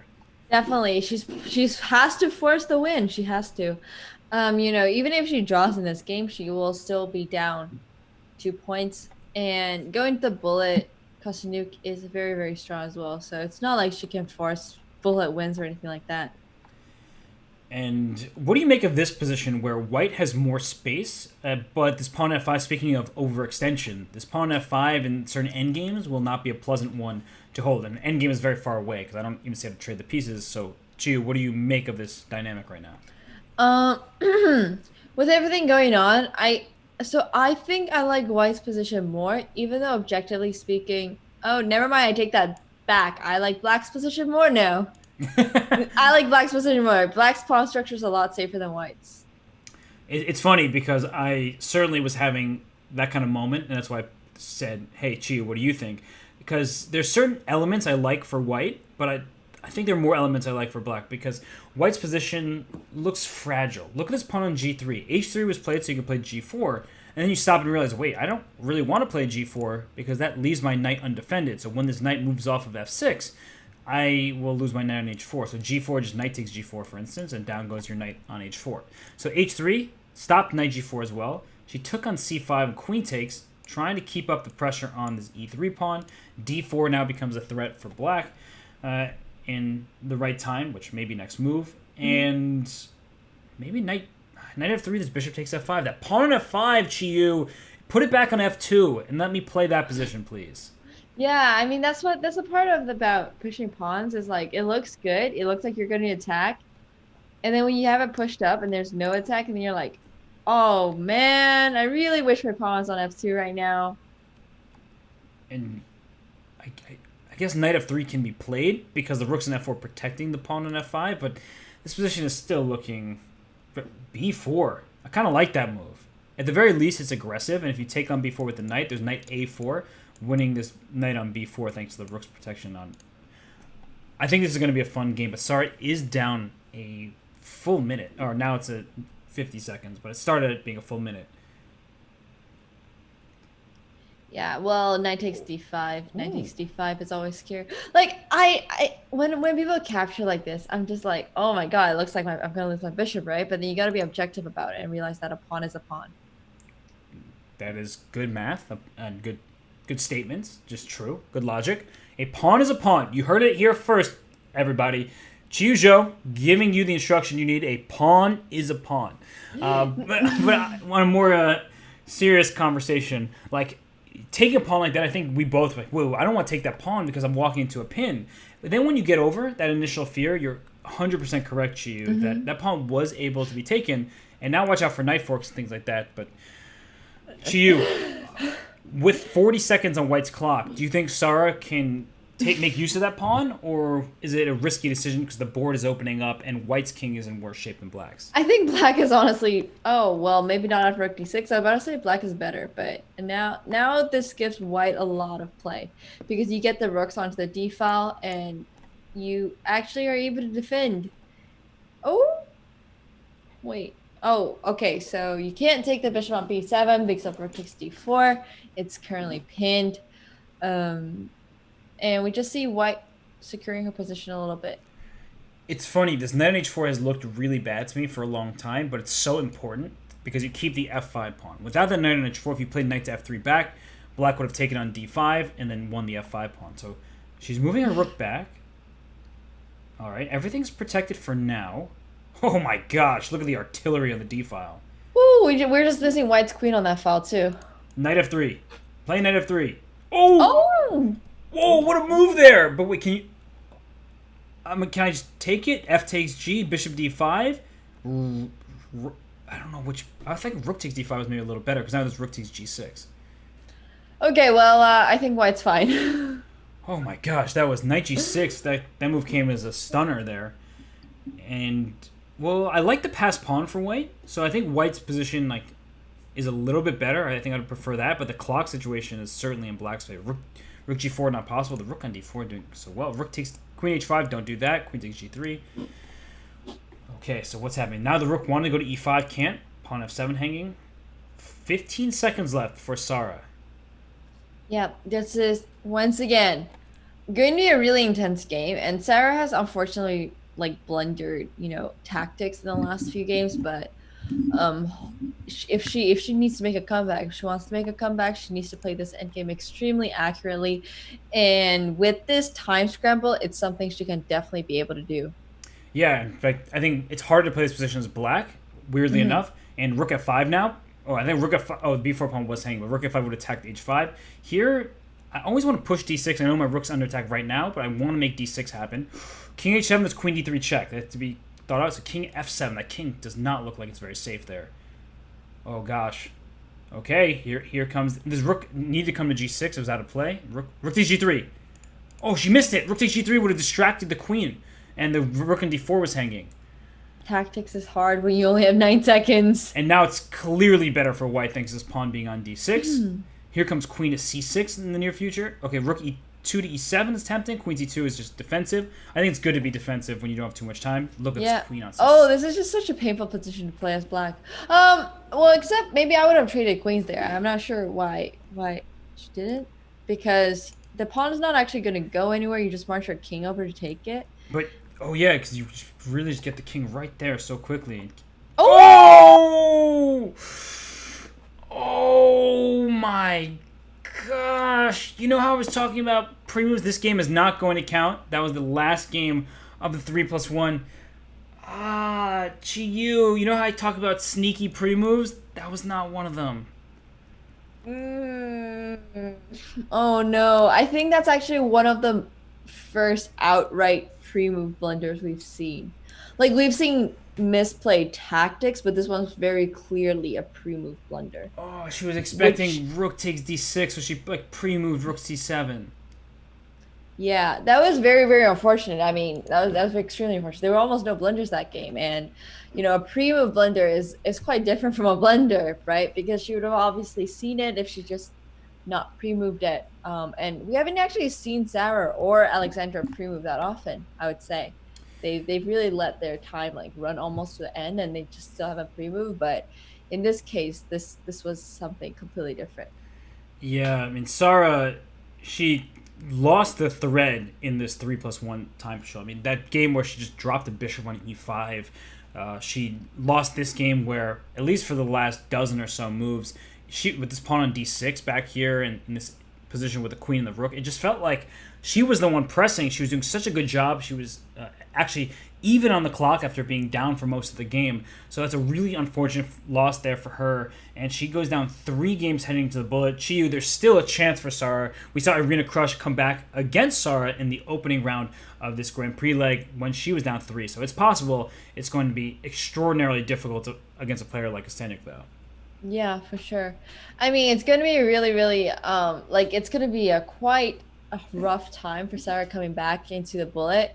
She does need 3 wins basically to be able to make it even. And with bullet, it's just all about, you know, playing fast, playing moves that are objective, and not worrying too much about the nitty-gritty details of the position. But it's really not looking too good for Sarah right now.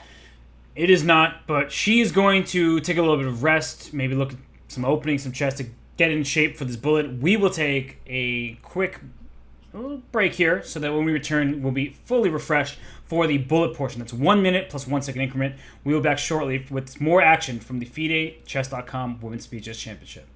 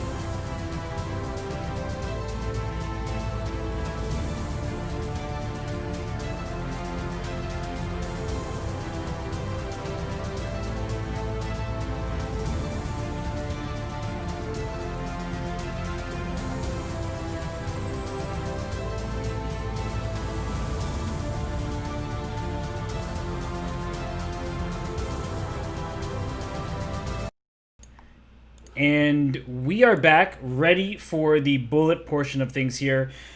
The chess queen, Alexandra Kostenyuk, she is up 5.5, 2.5 over Sarah Kademal-Sharia here. And Qiyu, be honest with me. Does Sarah have a chance? I want to say yes so bad, but the nature of the games of the last three games tell me otherwise. So you're saying there's a chance? A very, very, very slim one. Very slim one. Well, Jim Carrey, eat your heart out. Qiyu Zhou says there is a chance for Sarah. And she needs to do this quickly because as we get underway here in the bullet, it is, she has a really tough task ahead of her. She needs to, win her games. And Well, yes. really no other choice besides that. She needs to win them quickly. That's part of the problem. Is not only are you focusing on the game at hand, you're looking at the match clock, being like, "Wait a second, there's 9.5 minutes left. Okay, am I going to win this game quickly enough, or do I have to do something crazy?" Definitely. And it's just like every single game is a must-win situation, which just actually it doesn't actually really help you with that much pressure. And honestly, I think it just like slightly takes away from your ability to play the most objective chess. But Sarah is tough. She's a really strong player, and we can only hope for great things coming from her. Indeed. And this is the final portion of this third place match. We will have the championship match between Katerina Lochno and Hou Yifan. You can see the scores on screen there. 5.5, 2.5 in favor of Kostenyuk, and 0-0 in favor of nobody because the other match has yet to take place. And rook to e4, Qiyu. I mean, White's position is so nice here. The d4 pawn, it's the c4 pawn, the nice central pawns here. White can just eat up clock. Right? You just have a better position, no real risk. And bishop e6, trying to go after the c4 pawn. Can knight takes c4 be played? You have to do that. Knight c4, rook c4, b5. Wow. Oh, she went Ooh, back. it went in the direct opposite direction. No. That's not the move you want You to know see what there. would have worked there? Actually, I think rook takes e6. But the bishop on d2 was hanging, so... She gets b5 anyway. Your rook takes e6 is just a great thematic sacrifice no matter what. And I wouldn't even take on c4. I'm going to win the c6 pawn. That's what Kostenyuk chooses. She says, give me that c6 pawn. Whoa. Wait. What's happening here? P-sack? Oh. I'm confused. I'm going to be honest with you. Wait, it looks good. And with so little time on the clock. Oh! Yeah, she gave back the exchange this way, and rook But takes c4. did she mean to give back the exchange, or was it a blunder? No, I think she was going to lose it regardless, so she chose that Oh, manner. right, okay. Oh my gosh. Black's king is safe. So actually having the two pieces for the Is rook... it safe? In my opinion, it's as safe as it kind of gets. No, it's definitely not safe. Oh, knight f5? Fork? Oh, queen f6 or queen e5? Like these things... Whoa! Knight takes e7. You have to take with... Queen g5, Wait, rook queen h8. e5 and rook h8. Oh. Instead of commentating, we're more like React Andes over here. Just like on every single move, we're like... We have to be, right? These moves are happening so quickly that a lot of unexpected stuff will happen for us, for the players. It's just very difficult playing a match like this with very little time on the clock. And now with 6.5 minutes in this bullet portion, it seems like this one is Kostenyuk's match. I don't think there's even enough time for Sarah to come back. We'll see if she can get a couple quick victories. That's what she needs. But it seems like Kostenyuk, after the 5-minute portion, Kostenyuk really upped her game and will be deserving of her third-place finish here. I do think that I think Kostenyuk is just playing so strong. And it's also not helping that Sarah's blundering. Right. Which, at this point, at this stage, you just have to understand what's going through Sarah's like mind right now. Like game aside, it's just like it's been absolutely devastating for her. She's played well, but the single blunders in each of her games have really thrown the game. And it's all about accuracy until the end, and not accuracy until a certain point. Yeah. And I honestly have to give Kosteniuk some huge credit because, particularly in that final game of the 3+1, where Sara was pressing, she had that pass pawn on d6, putting up tenacious defense, very stubborn defense, makes your opponent's life as difficult as possible. And many players would have collapsed in that position. Like, you're facing a pass pawn and a queen and rook endgame. It looks bad. You make one inaccuracy, and it's not. It turns out it's a blunder. You lose the game in a couple moves. But Kosteniuk has been quite sharp, quite alert defensively. And we said this early on, Qiyu. At the beginning, it was the side with the advantage that was just winning every position, no matter quite how slight or how large the advantage was. Kosteniuk started putting up some real good defense in this 3-minute portion, and now in the bullet, it's already been such a big score for her that she's able to play freely. Definitely, definitely. I mean, I think at this point, just play the best game you can and get the practice out of this. You know, Alexandra is a former world champion, so it's also, you know, a great honor to beat her in games as well. So at this point, it's just like you play for good chess. And Black is just, you know, going for these kind of attacks, which you don't even know if are sound, but they work because it's a bullet game. Yeah, yeah. Queen takes f2. Oh, was possible, but okay. It's hard to make a move like queen takes f2 when the rook was pinned on f7. It was a good move, but it's really hard to see that rook c1 just trading off the pieces. This feels like we're heading towards a split point. So queen f. Definitely. That's a big decision. Doesn't take because otherwise the black would have promoted the pawn. And here, yeah, white's queen is perfectly placed on e3, protecting a3, protecting f2. And this is one of those games where even if the match were close, Qiyu, like you play this out for the next couple minutes. Oh, wait, huh? Wait, that was a free pawn. Yeah, that wasn't. But I mean, it's still a draw, objectively speaking, but it's just not easy anymore. Yeah, and in bullet, objectively means almost nothing, as we've seen time and time again. Oh, this is gonna be rough. Yeah. Oh, I don't know about that Queen d3. The king has to go back to the g file because after king e1, there's a queen d2 check, and you promote. So take on f2 also looks plenty good. Yeah, I think the thing about the other line was white had perpetual check with like queen e4 and stuff. So this one in this line, white doesn't. But of course, it's not like black desperately needs to win this game. No, she certainly does not. And I'm actually just trying to evaluate this position. You know, you said objectively. Now I'm trying to be objective again. I feel like the chances to draw are much higher than the chances to win, but because there are going to be some cross checks, and you can always block the queen check with your queen, so to offer the queen trade, white can't afford to trade queens, which is why white's life is a little more difficult. Definitely. And it's just like, Kosteniuk doesn't even need to win this. Okay, this is going to be even more difficult now for white. Wow. The level of play from Alexandra is very accurate. She's just not letting herself get a queen f2 and then queen f3. You protect h5 and threaten queen h1 checkmate. She's okay with the draw though. She's up so many points that she's okay with the draw. But you know, this is the chance where it's like if your opponent starts doing stuff like this, I mean, I know there's 4 games that need to be played, but which is not gonna happen in 2 minutes. Quite frankly, you can't. It's very hard to fit in 4 games. But you know, Sarah got another draw, and any bit really does help. Yeah, I'm just trying to think about it. There is one more Grand Prix leg for both Kosteniuk and for Sara. You play 3 of the 4 legs, and there's only their second each, if I'm not mistaken. So they will have one more opportunity to try to win this thing. And yeah, just, you know, I definitely feel for Sara here. She started out on such a high note, winning 2 of the first 3 games, playing excellent chess in those, and something went wrong along the way. And Kosteniuk, as I gave her credit before, I'll do so again, really a marvelous performance by her. Definitely. You know, we've got and we have to remember that, like Chess Weave has just pointed out, Kosteniuk has played so many Blitz and Rapid World Championships, so it definitely does help her chances.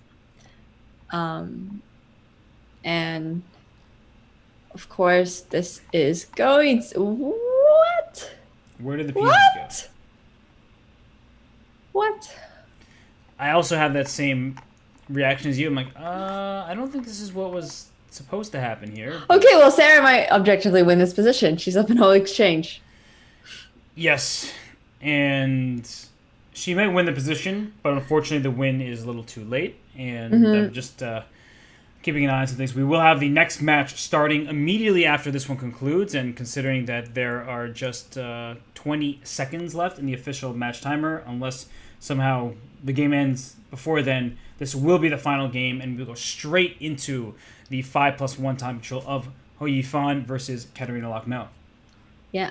I mean, I think that Kosnick will just drag this game on for as long as she can. Doesn't have to play another game.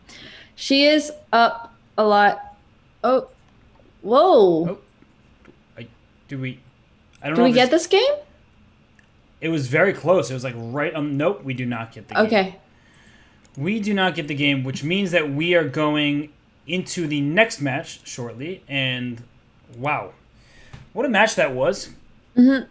It's definitely been a very, very intense day. Lots of tactics, really. Lots of tactics. Lots of really nice end games as well. So a lot Yeah, of stuff have happened. I have to, just once more say to Alexandra Castagna, congratulations on what was an excellent performance. Mm-hmm. And yeah, we will have the next matchup, and by the next matchup, the big matchup between the first and second seeds, Oifan and Katarina Lochno, starting very shortly. So I'm just gonna try to seek word, and let me just verify what's happening here. But congratulations are definitely in order for Kosteniuk and Qiyu. You ready for this next match? I am so ready for it. It's going to be exciting. We had a really intense match between Alexandra and Sarah, which unfortunately, was did not go in Sarah's favor. But Hoifan Katarina will definitely be a highlight for today. It is the final for leg 3, and Hoifan, as we all know, is the strongest female player currently, highest rated, just all around really really good player. But Katarina does have more experience with playing online blitz events and online blitz in general. So it's going to be a really intense match. It will for sure. And Katarina, we had her on for an interview the other day. She was excited at the opportunity to play against Yifan, and she also was saying, "Welcome back. I can't wait to have more battles with you." She said it takes a lot out of her. They're taxing events, but it's a lot of fun to play the best players. And so Lochno is excited for this opportunity. And come on, let's look at her. She's actually the 1 seed because her blitz rating, her FIDE blitz rating, is higher than Yifan. So I wouldn't even really consider her the underdog. These players are pretty level when it comes to this time control. Yifan doesn't have as much experience as some of these other players in the online format. In the first leg that she played in, she didn't make it too far. Now we'll see how she's able to handle the final playing against Katarina Lochno. Yeah. I mean, I think it's going to be exciting. So we're going to be ready for it. We will indeed. And just making sure that everything is set in stone. And yeah, looks like we're good. Okay. All right. We are going to have liftoff shortly. And still waiting for it. It seems like the players are set. And, well, speaking of liftoff, we have it. So let us go. Okay, we go right in. We go right in. No rest for the weary. And the players start E4. And as soon as we see the first move, Ifan's connection is... Oh, do you see that? She's disconnected. Oh my god, this is not a good start. Wait, I have a question, though. If you disconnect before you've made a first move, typically at chess.com, you don't lose the game, right? Yeah, so I think there's like a minute delay, but I feel like for these kind of events, I honestly, I don't know what's going on. Oh, she's come back with a 30-second time deficit in the first game. That is rough. That's not a good start, but we'll see if she's able to come back from it. The good news is it is the 5-minute time control, so she has plenty of time, even though she's spent 30 seconds for no reason. She knows these openings. I think that she'll be okay. Mm-hmm. And, well, for Lochno, we have a solid start. We're going to see a Maraxi bind type of structure. And you... Maraxi bind kind of structure? Oh, sorry. What was that? What did I say? Yeah, maybe. Maybe this is the guy who said I don't listen to Hess. I do listen to Hess. I regret my words. I'm going to stop talking now. It's all you. It's all you. It's all Qiyu. Yeah, okay. No, I mean, no. Go ahead. Go ahead. No, I'm done. I'm done. I quit. I thought we might say C4 as well, but this kind of structure is also pretty. I have just officially quit, and so Qiyu, it's all you. I'm sorry, Robert. I didn't mean to put you on the spot like that. No, it's okay. I'm used to it by now. Well, yeah. I mean, this is going to be whatever this Sicilian is. Honestly, I don't even know the name of it, but it is going to be not a particularly aggressive line, so something a little bit more positional, something with a lot more gameplay. And Hoi Fan is already down a whole minute, and 30 seconds of it was on the fact that that she disconnected for a bit in the opening, but the other 30 seconds her quite literally thinking on this move after Bishop G5. Yeah, Bishop G5. This is actually a very commonly played move, and the point is that you are putting pressure on F6 and saying, please take me on D5, because when you take me on D5, I take with the E pawn, and then this E7 pawn is sort of a target for the long term. The open E file, of course, is good for the rooks. You gain more space. E-Fan says, well, you're trying to take me on F6. I couldn't really do anything else. Let me capture you. Trade the knights off now. I do think that white has a slight pull. Ooh, that was a big decision to take with the pawn on E5. Wow. What do you make of that one? Let me just tell you, I've actually never seen this pawn structure before. First off, just straight up, I'm completely unfamiliar with it. I don't think I've seen double pawns on the E file very often, especially coming from the D file over. So try to analyze the position. I think black's pawn structure could be good, but it's of course also a potential weakness. I feel like you always want to push F4 and F3. Okay, well, white responded with F3, so you're not going to get that anymore. So now maybe I just think that white's pawn structure is better. White's pawn structure is definitely better. Black at some point may try to go E6, but here E6 would allow D6, so you have to be very careful. I know you want to trade off the pawns. White can play C5. Why not? C5, rook F1 to D1, rook A1 to C1. This looks like a great start for Lucknow. Yeah, this is not looking too good for you, Fawn. And we got to give a shout out to the chat. I see Chess Weeb in there. I'm sure that's Danish Boros. And he also shares that account, I believe, with some friends who are grandmasters. And we see Anna Muzichuk, a participant in this tournament, a popular streamer on Twitch, and a grandmaster herself. So good to see some strong players joining us in the chat today, and everybody who's tuning in. I'm very happy that you're all here. No matter your level, we're appreciative of your support and continued viewership. Also, shout out to Anna for letting us all know about the how the time works in this. So we do know now that if you disconnect, chess.com waits for you. But if you run out of time, then you have 10 minutes. So thank you very much for the insight. We're completely clueless here. Whoa, speak for yourself. I'm not totally clueless. I'm just mostly clueless. Oh, okay. It's something, right? That's something at least. You're doing better than I am. No, definitely not. I'm actually working to bring the players on, and I just made that work. So here we have Katerina Lucknow on camera here for you. We have the players in a call. There are fair play regulations that require them to be in the call and share their screens, and they're doing just that. So here we see Katerina Lucknow with the white piece. Wait, where'd her advantage go? I turn away to fix something, and I come back and I'm looking at the thing. Where did the double pawns go? So black went E4. I think white overlooked that after E4 the pawn in B2 is hanging, so you give up your double pawn for this undouble pawn and bring your bishop back.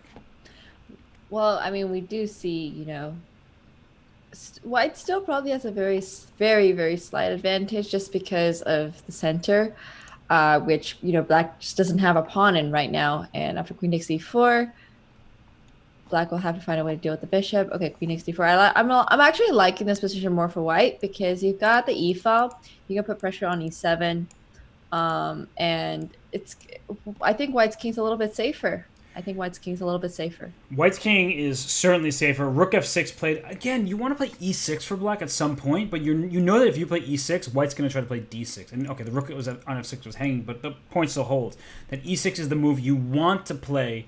Now you definitely can't get it to work because the rooks are barreling down. So Qiyu, I sort of like Ifan's defensive setup. She's threatening against the white king. If white tries to put all her rooks forward, not going to happen. I think trading off a pair of rooks is good for white, so I'd play rook E6 in the near future. Definitely. Yeah, playing rook E6 or trading off the pair just literally says no to any kind of rook f1 threat in the future, which is always scary because you might get checkmated if that happens, right? So stopping off one of the rooks will give you a lot more gameplay. Yeah, and you're also cramping black's position by putting your rook on e6. And black may consider queen d6, and queen into g3, queen into a3. This queen wants to improve her position. a4. Wow. Giving up the a pawn to get the e pawn. You don't want to take on a4, that's for sure. Definitely. I just feel like black doesn't have a lot of moves she can play in this. Ooh, queen takes f4. Yeah, queen takes f4 and then take on e7. We both were like, oh, I see something here, because the rook will get distracted from the e7 pawn. You sacrifice your queen for a rook to win the enemy queen back for a rook, and you steal a pawn in the process. So that was well spotted by Katarina. She takes on e7. Now she has an extra pawn in the d file. Rook c7. Keep that pawn on c4 protected. And then try to play d6, d7, and bring your king in. So I think rook c7 is like the prudent move here. You don't need to rush this position. Rook takes a7, I don't think is right. Yeah, I think rook c7 is the correct way to go. It's definitely, I want to say it's winning for white, but of course, it's not as simple as just saying it's winning, because there's still a lot of intricacies. Black can bring her king over to potentially defend through g5, but otherwise, this endgame is looking pretty good for white. Yeah, it's a really important decision. So Katarina Lucknow, very experienced player, she's taking her time. She's like, why would I rush this moment? I'm going to sit here and figure it out. I have plenty of time. I'm actually ahead on the clock. So she takes on a7. She thinks that this is the right path forward. Is she just going to go d6, d7? Is like her plan to sit that pawn in the 7th rank, because the problem for black is you would have to bring your king all the way back to e7, bring your rook to d4, and you still can't really afford to take on d7, because oftentimes the king and pawn in games are losing for you, as the white king will enter quite quickly. So d7 is about to happen. And then we're going to see king g5. King g5, and then maybe rook to b7 actually. So maybe she's giving up her d pawn for the b pawn and using her a pawn. I don't know about this. I'm going to be honest with you, Qiyu. I liked rook c7 just sitting on the position a little bit. This feels like it clarifies black's plan in a way that gives her more chances, even if eventually it still should be a win for white. I mean, definitely. I just think that this position is, it's... I don't even know if it's like... Do you think it's winning for white still? It's just... It's like it's better, but... It's teetering. It's right in that... Actually, after rook b7, black can't really bring her king closer. Because, for instance, if you go king f6, rook b7, king e7, then I take on b6 and win your g6 pawn. So white can sort of sit on the position and improve her king here. So rook b7 for sure. Ooh, and then we might play... And you can't play king rook e7? d6. It's funny, you can't play rook d6 because rook takes b6, so everyone knows. So king e3 first, okay. And, a5! Play a5 because if b takes a5, there's rook a6. Oh my gosh, play a5 here. That is a sick move. Oh my god, there's just... This is way too dank. Oh my gosh, I think a5 wins. She found it. Oh my gosh, you can't take because rook a6 pins the rook. It can't take, you get a queen. That is tactics in the endgame for you. Wow. And that is why, just because it's an endgame doesn't mean it's boring or anything like that. You've just got every single shot at, winning the game through tactics. As Hamilton sings, I'm going to take my shot, And a5 played here. Oh my gosh. a6, push that thing. You have 2 passed pawns. Okay, this is just a very, very slow... death. So black has no threat. Rook takes d7 loses immediately because I can push my pawn up. So I'm wondering if I can just bring my king up to e5 first, or if I should play rook a8. She plays king f4, she bring the king to e5. And when you bring the king to e5, you threaten d8 equals queen. I see Hikaru in the chat. Good morning, Hikaru. Hello. Oh, wait, this is looking slightly less winning now. Wait, why did the king go to this way? Wait, but if the king stayed on e3, it could never cross the d file. But I was bringing the king to e5. Oh, right, because then you hit the rook. Okay, so this is a draw. Well, no, this is not easy at all. She's cut the king off, so she'll play g3 now. And if the rook goes back to a6, you're in this passive position. h4 for white? No. This ain't easy. So how do you make this work? I'm trying to king h6, rook e5, rook g5. That's it. All right. Well, obviously, I just cannot play end games because. Here it comes. Ooh, here he comes. And no, g5 check won't work. I'm like trying to go g5, king g5, rook a3, something like that. No, here rook g5. That's all you need. You win g6, you win h5, and Katerina Lucknow is taking this first game. And this, the two pawns end game is quite well known. Rook and names that it's a draw. I think Hoi missed a chance there, honestly, when the king went up to the king side. I feel like there was something that was missed. Probably, and I can't blame her because it was a freakishly complex endgame there, so hard to blame her too much for anything that she may have missed. I mean, we were just I don't even know the right word. We're excited by that one. And Qiyu, if we were still shaking off our slumber when we started this at 7:30 a.m. Eastern Time, we are now wide awake for this championship match in a 1-0 lead for Katerina Lucknow. Slowly waking up, even though it is 9 in the morning. I have not had my morning coffee, so I'm here just running on adrenaline. So lots of adrenaline pumping, honestly, at this point. I don't drink coffee, so that wouldn't be a thing for me regardless. Wait, really? I don't drink coffee, no. You know what is my quote-unquote caffeine, what wakes me up? My stimulant is chess. I just see chess, I'm ready to commentate on it. So, no coffee for this guy. Okay. All right. So, Hess just drinks chess, confirmed. I mean, honestly, I don't even know if caffeine, wakes me up at all. I just drink it because I like the taste of it. So I just, it's like placebo for me, I guess. I hope it works. I don't know if it actually works. I just drink a lot of water, honestly. How's that caffeine addiction working out for you? I don't have one. I honestly don't have one. That's what all caffeine addicts say. I'm drinking water. It's just so hot here. It's making me drowsy, and I haven't had a full night's sleep. But here we are. All I'm hearing is excuse after excuse, if I'm being honest with you. My bad. My bad. Well, I mean, we did get the Spanish again, the Ray Lopez. I am happy, except it's that Morphe defense line, which is not my favorite line. And funnily enough, I've actually gotten this position by playing, it's that line from the King's Indian, actually, where you play d4 and your opponent goes g6, and then you go e4 or d6, and then you play like 92 and stuff. Yeah, I feel that. Qiyu, you look at this position, knights on h5. You said King's Indian, and when I hear King's Indian, I think of a potential attack.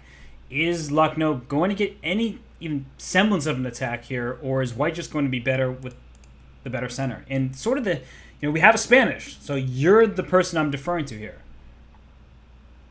Wow. Okay. Yes, you'll definitely be seeing f5. The idea behind knight h5 is usually to push f5, but sometimes you play king h8 just to be a little bit more safe. And you always think that maybe White has tricks on this diagonal going from a2 to g8, but as I've discovered, you actually don't. So, I mean, king h8 and then you push f5. And is f5 such a difficult move to play because it's thematic? It just has such severe consequences. Where, for instance, I'll take on f5, and you want to take with your g pawn often, but then your knight on h5 wasn't defended. So, definitely. Well, I mean, here it might be still worth to play bishop e3, but it's a bit of an empty threat at this point. So maybe we'll just see something solid like queen e2. I'm always afraid of f5 and then you blunder f4 because your bishop is trapped. But a lot of the ideas go d takes e5, and then if d takes e5, you can get a pretty nice square on c5 for your bishop. So there's just a lot of ideas here for White. The attack exists, but it's not the end of it. Yeah, there are plenty of options here for both sides, and that's sort of what happens when no pawns have been traded. And there's only tension on the d4, e5 dynamic, what these pawns can capture each other, and it's a good lesson because determining when to capture a pawn is difficult for a lot of people. Here, Black has no reason to take on d4. I know it's White's turn. I'm just saying more generally speaking. Taking on d4, White will take back with a pawn and then have 2-on-1 in the center. So that's why Black is refraining from doing so. And White similarly doesn't really want to take on e5 so badly. It frees up the c5 square for the bishop, as Qiyu rightly pointed out. but it also allows black to have that clarity. And, well, she does take on e5, and she's probably going to put her bishop on c5. And that's going to be better for white. I just feel like the clarity is something that black desired. Definitely. So, after d takes e5, we might see knight b3. Just once again, the c5 pawn, c5 square. Sorry, I almost said pawn there when there's no pawn there.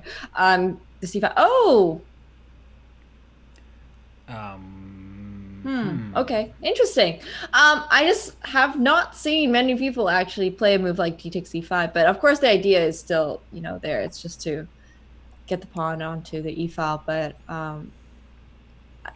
it's one way to, if you have less space, you want to swap off pieces, so it might be a good idea, objectively speaking. It also makes the position a little simpler. You might want to put your bishop on c6 and then try to push f5. That doesn't actually look like it's going to happen anymore because of bishop b3.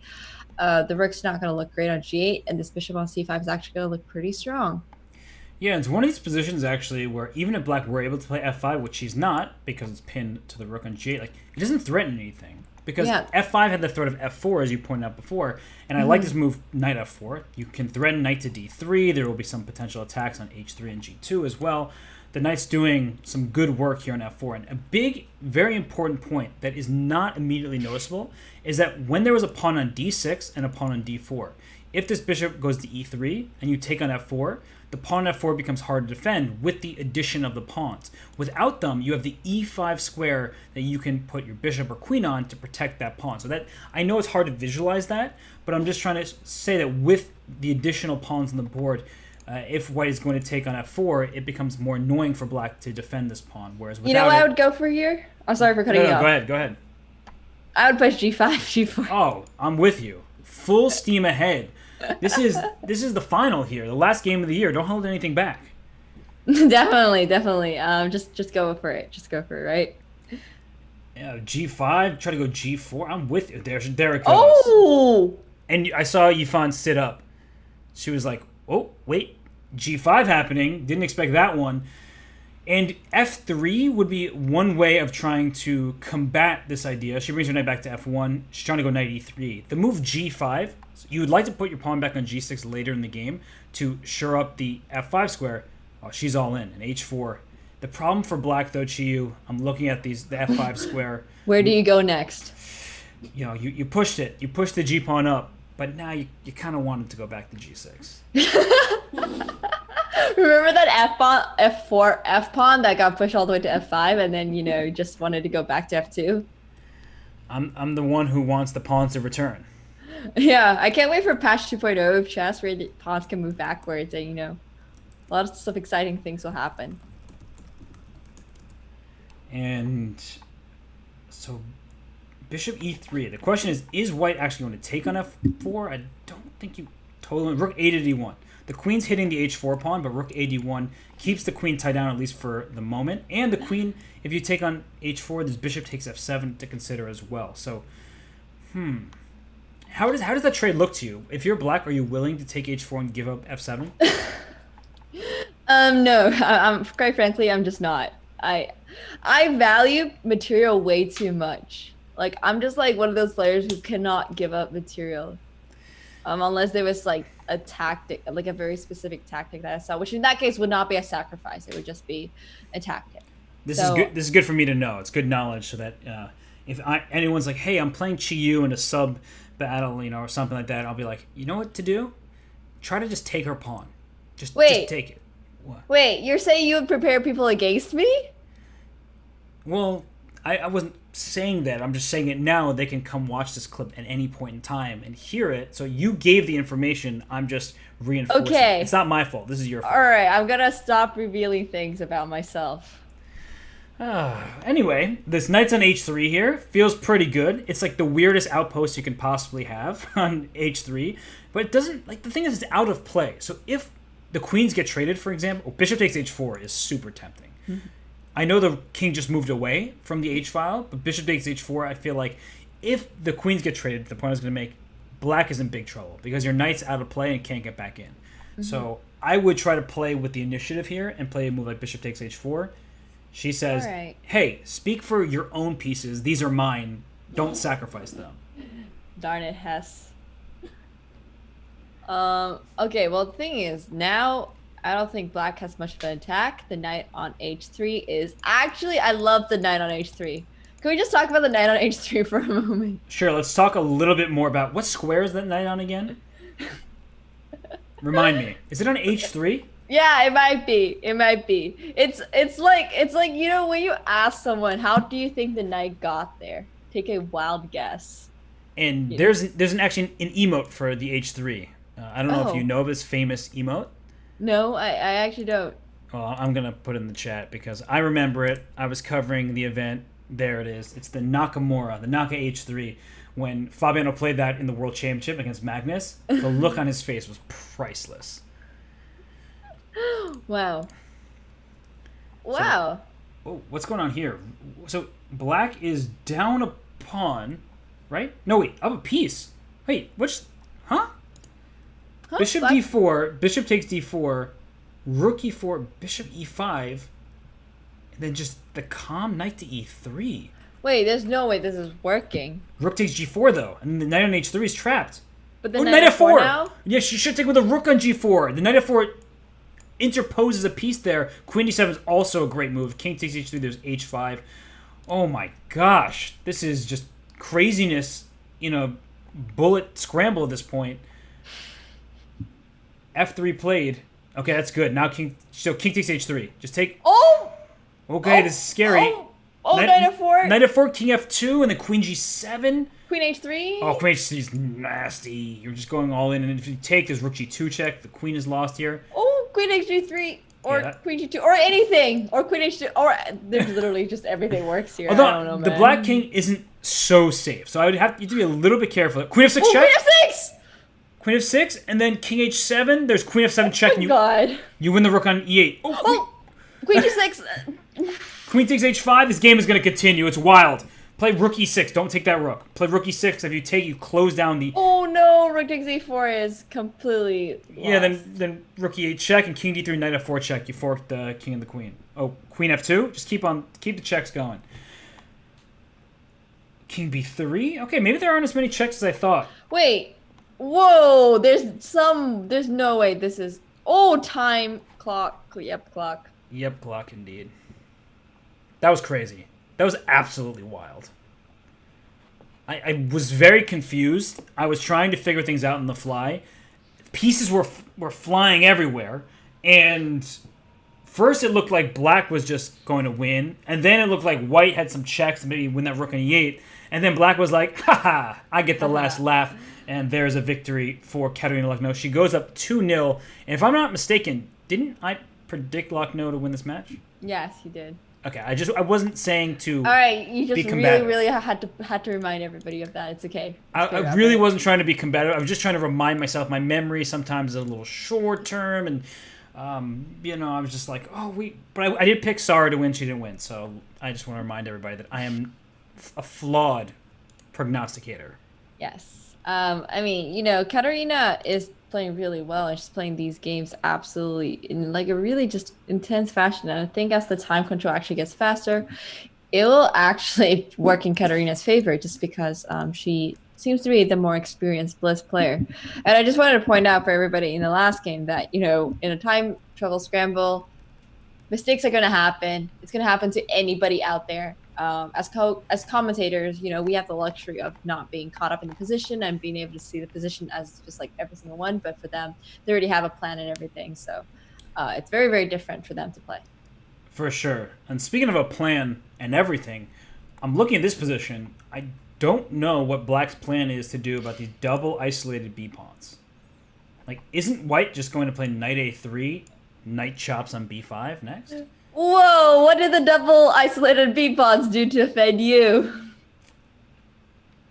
Nothing, but trying to be the objective commentator that the people have grown accustomed to here. Black hasn't really developed. Mm-hmm. The pawns are double and isolated. This is what happens. It looks like a French defense. It's from the Sicilian, but it looks like a French defense where you play bishop d7, bishop b5 because you're so concerned about the horrendous prospects of your light square bishop that you say, I'm going to do everything in my power to trade it off. And then once you trade it off, you now have this problem on b5, and here comes knight a3, and here comes knight takes b5, and thank you for the pawn. Yeah. This is not looking good at all for Yifan. Not at all. No, it doesn't. I wish I had something a little more eloquent. I wish that I could talk about how there's something going right for black in this position, but really there's nothing. And that's actually happens in many openings where you you try to trade some pieces and you think that, okay, I'm improving my position by getting rid of a problematic piece. But what happened here was it gave yourself some weak pawns that you couldn't defend. And so I would play for d4 at some point. I don't know if it works right now, but black needs to do something, because if you sit on the position, I feel like white's just going to continue improving, and Luck knows it has an excellent position to start with. So I'm looking for d4 ideas. Yeah. Also, like, just in these kind of openings, I mean, it's out of these kind of openings, you kind of want to go for the e5 pawn. So I wonder if there's any pressure black can put on the e5 pawn. That's going to be like basically her only kind of play. Agreed. But here's a chance to play maybe bishop takes e3 and f6. You're thinking like a French player. I think that maybe you should get off the Spanish grind and go for the French, because that will never be me. That will never be me. So you are on team me here. Yeah. Yes. I am. I think that the winner word just completely counters the French. Honestly. This got bad real quick, though. Your idea of taking on e3 and playing for f6 looked good. Now this bishop's coming into d6, where it hits the queen and protects the e5 pawn. And it's not game over, because f6 actually still is on the docket. With the queen going to d7 right now, f6 or d8, same idea. f6 says you can't take me on f6 because your bishop needs some defense here. So you have to be careful. And all jokes aside, we were talking about how good the position was for white. It is still great for Katerina Lachenau, but it's not game over. You look at this position, white is up a pawn, but that pawn's on the side of the board. You're not getting a queen, you're not promoting, you're not getting even a passed pawn just yet. So there are still going to be tactical ideas for black to try to execute here, and f6 is one of those, just to try to collapse white's center and give Yifan some much-needed play. Yeah, I mean, basically here, a5. Oh, okay, rook fd1. Okay, so she was knight e7, trying to get that knight to f5. Oh, the c3 pawn also is a backward pawn. This rook can come to c4 and try to double up the rooks. Really not so easy of a position. Definitely. I mean, it's just like... Oh, the bishop comes back. Okay, so, I mean, knight f5 was going to be a threat there, I guess, but... This is not that simple, because as white, you have to find a way to, like, create an advantage or create something. But you got an extra pawn. You can create the passed a pawn at some point. It's just not right now, because for reasons that just b takes a5 and you lose the pawn. So white does have to actually find some way to break through here, which is looking a little bit more difficult as every single move goes on. But of course, white does have the better chances. And g3 was a great move, by the way. I say this a lot. The pawn 3 squares away from a knight often dominates that knight. That knight wanted to jump into f4 or h4, something like that. The pawn on g3 says, nope, not so fast. And we have the dynamic we've talked about several times in the Sara versus Alexandra match, and we are about to see the 5-minute portion come to conclusion. 3, 2, 1, no more 5+1 after this game. Knights on light squares, bishop on dark square. That bishop can't touch those knights, and that's going to be a long-term nuisance for white. The bishop on d4 acting like a savior. It's kind of protecting everything while putting pressure on b6. Great piece, sure. But look at black's pieces operating on the light squares. A rook on c4, knight on f5. I would reroute this knight from g6 maybe to e7, and then even over to c6 perhaps to take this bishop on d4. I just don't see how white breaks through Qiyu.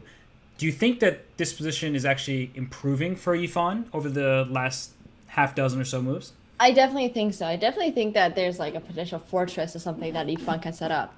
And at this point, it's just really important to like put a hold on the, the bleeding out of the points, because if she loses any more games, it's going to be so difficult for her to come back in the 3+1 and the bullet included, just because I don't think that she has the advantage in those time controls.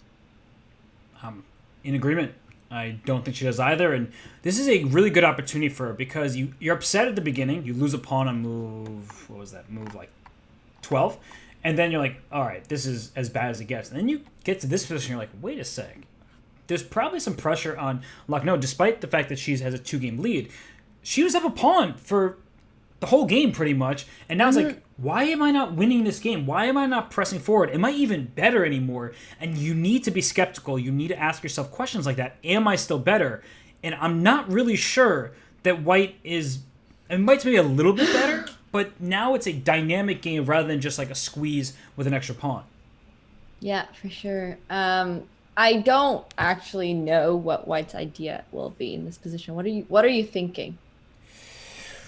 Well, I'm thinking about what I'm going to eat for... Oh, about the chess. What am I thinking? I think that you're kind of sitting on the position, but the issue is White can't really sit for so long. If you ever push g4, a committal move like that, then you're encouraging me to take on d4. So at some point, Black is going to take on d4. I'm not even sure which knight you're going to take with.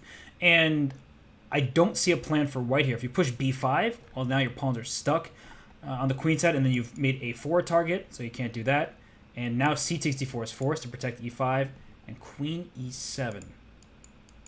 So your pawns are stuck.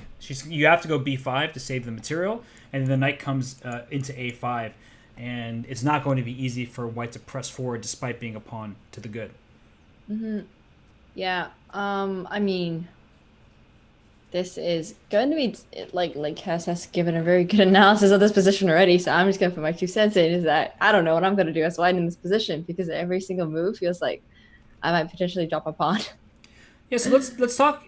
And I'm going to ask you this question: what pieces would you like to see traded for either side? Like, what's White looking for? What's Black looking for? Wow. Okay. So morning commentary is really, really putting my brain to work. If I was White, I want that rec from c4 just gone. Like, I want it gone. But it's going to be difficult to do that. Also, isn't it just...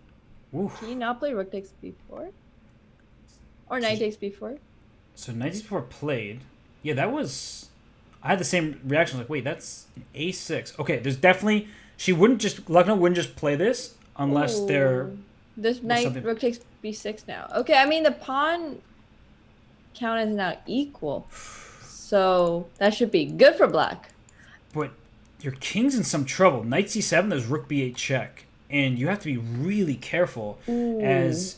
Like, for example, knight c7 check, king h7, queen d3, g6. There's just h5. And I'm throwing take on g6. And your king's in big trouble there, unexpectedly. So she plays knight to b4. And there's no check. That's important. There's no check just yet. Huh, knight b4. One of those... weird saving moves. Definitely. I mean, this is... You play g6 always, but of course h5 is going to be an issue. But I think g6 is just something you have to do at some point. Yeah, I think g6 is mandatory. Ooh. Knight g5, queen h5 mate. Oh, that's a thematic try to checkmate. You didn't have to take the knight there, but knight g5 check is one of those moves you play and get your queen to h5. So I mean, this is still really, really good for White. I saw a tactic, I got super excited. I could hear the excitement in your voice. But you know what I'm talking about when you get that knight g5 move in and you're just like so pumped because you're getting an attack. The attack yeah, is huge. I mean, you see it more commonly out of like the opening or like with actually bishop g5 ideas. So knight g5 would have been definitely a really beautiful find. But that being said, this is still a very difficult position to play for Black. This is actually just completely winning for Black. Never mind, it's not just difficult. I'm sorry, completely winning for White. Yeah. This is the king is just completely out in the open. White is just going to be at the spawn. It's going to be a queen endgame, queen and knight endgame, I guess. I feel like Black still has some chances here because there's, I don't know about that move, but there's so few pieces remaining that I don't like this at all. Okay, knight g6 check. Oh, knight g6 first. Look, this still looks good. But what I was going to say with so few pawns remaining, there are chances to hold a position like this, but now definitely not. Mm-hmm. Knight f8 check, take on e6. G4 also good. Oh, everything's just so winning. Oh, wait. I'm kind of worried about this d pawn at some point. I'm going to be honest with you. Queen c3 or queen c2, going to e4. Nice. Oh, time. Yep, clock. Oh my god. Oh, the knight's hanging on d4. Oh no. Katarina Lucknow is too strong right now. Too fast, too good is Luck No. And they start a new game. That's going to be canceled right away because the 5-minute portion is up. Qiyu, I want to take us back to one moment. That knight g5 check idea. It didn't matter. Luck No won the game.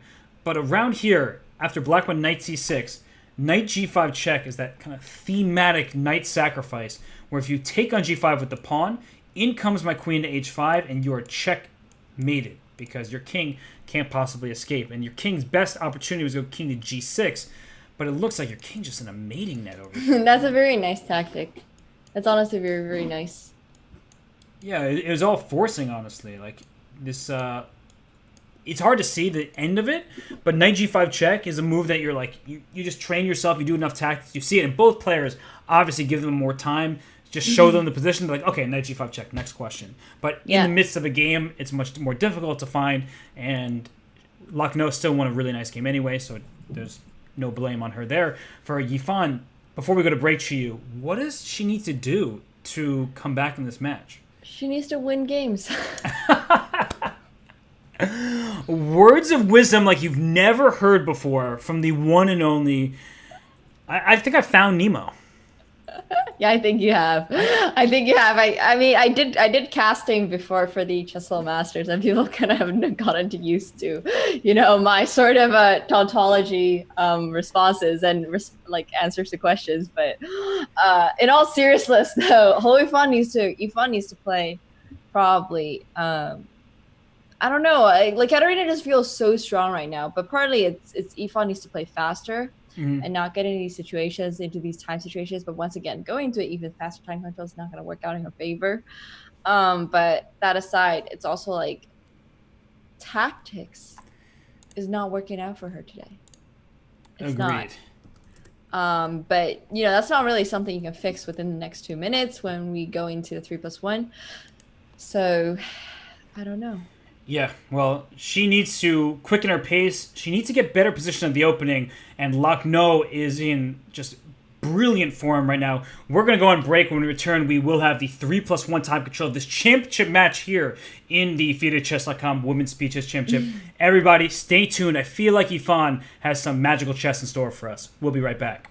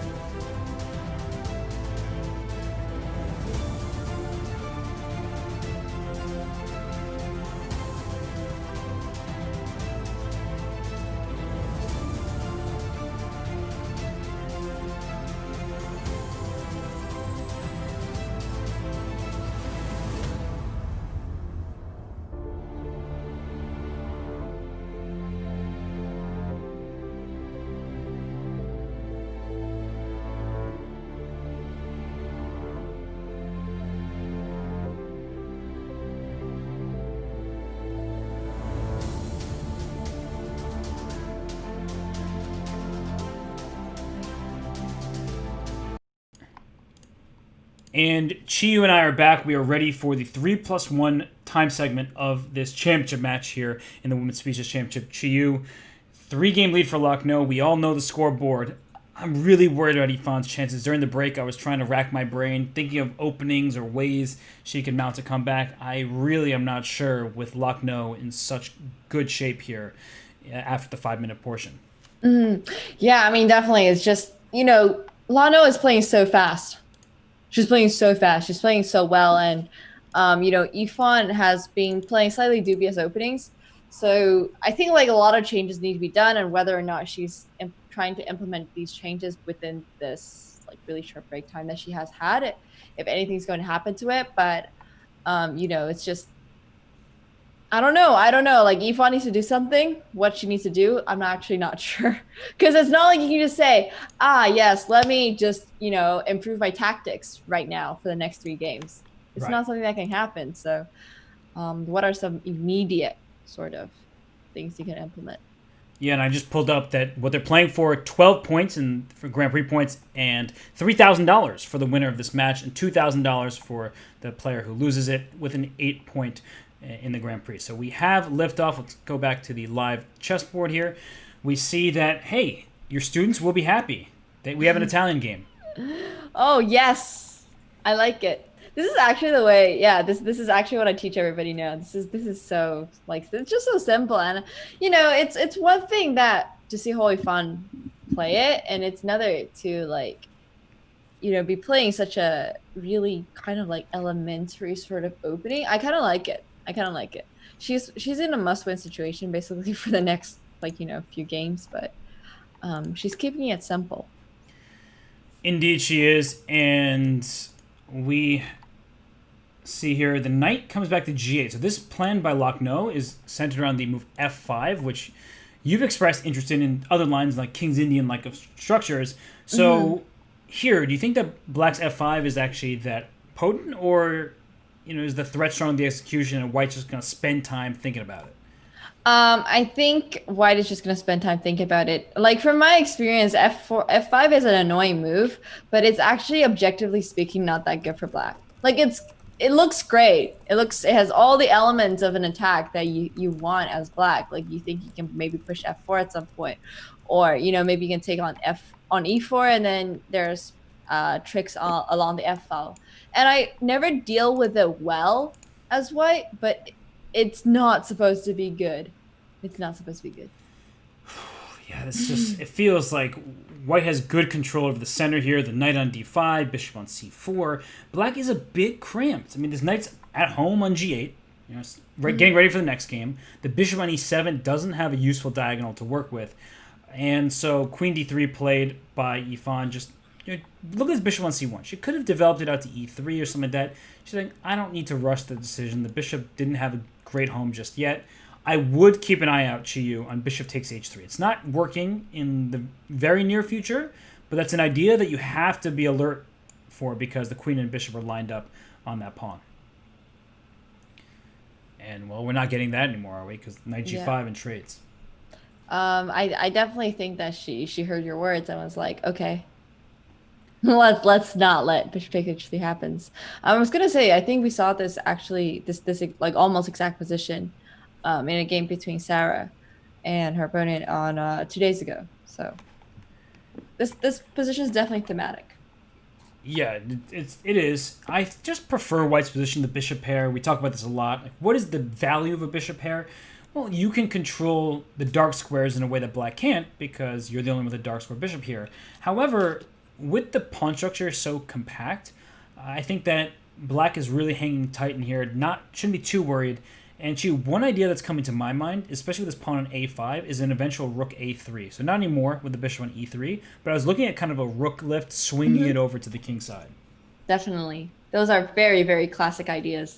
The knight on d5 is doing a good job, but what happens, you can't play c6 first of all because of knight to b6, but there's always chances that you swap off on d5 and then you rook left. Yeah, so knight f6 played here for that explicit purpose, challenging the d5 square, not playing c6 as you mentioned. There was that knight fork there, and even if there weren't a fork, just giving up that b6 square is probably one that black doesn't want to allow. So you get to keep this pawn in c7. d6 is well protected. b6 can't be taken by white, and so you kind of have to trade light square bishops. White no longer has a choice here. How? Okay, queen b3. She trades in this manner to get her queen up to c4 if you take. Would you trade bishops for black, or would you try to keep it? I think, well, the answer got question. The answer got questioned. The question got answered. You can't question an answer. So this was the answer. Are you questioning the answer now? Yeah. But now, no, I'm just like more worried about Hoi Fan just losing on time because she's been playing like, spending quite a lot of time on these kind of moves, and I feel like she could have just made faster moves and it would still have been like pretty decent. But I like her position now. With this pawn on a5 is keeping the black pawn on b7 stuck in place. Rook a to b8 can be moved by bishop a7, kicking the rook out of place to win this b7 pawn. So it's a tough moment for Lucknow. Thankfully for her, she's a lot of time. Wait, huh? Bishop takes f. Oh, queen takes f4. So you're hitting the f2 pawn. Okay. Wait. Okay, never mind. I was gonna say something, but rook f3 is obviously not working. I mean, it's a perfectly fine move, but she plays queen e2. I really want to keep my rook hitting b7 and my queen hitting c7, so rook f1. Yeah. So I mean, I don't think Hoi Fan. I just think today's not Hoi Fan's day. I think she's gonna win this game though. Actually, I looked at the clock. Never mind. I didn't. I always forget to do that. It's like I'm looking at the board. I still like White's position. Then I look at the clock and I'm like, yep, clock. Once more. Yeah, clock, basically. I mean, I was just going to say, like, I think that White did really have to keep the queen and the rook on b3, and she would have won one of those pawns if she played rook f1. Yeah, it looks like it. Rook f1 just protecting and then winning one of these pawns here. Let's go back to the live position. h4 just... I still really like White's position.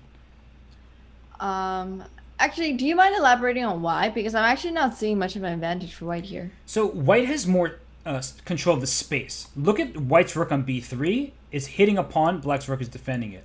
This other rook can come up to d3, and that's what I would do, and then maybe put it over to c3. And even if it's nothing concrete, like I just have continued pressure in the position. I'm threatening rook to b4, rook to b3.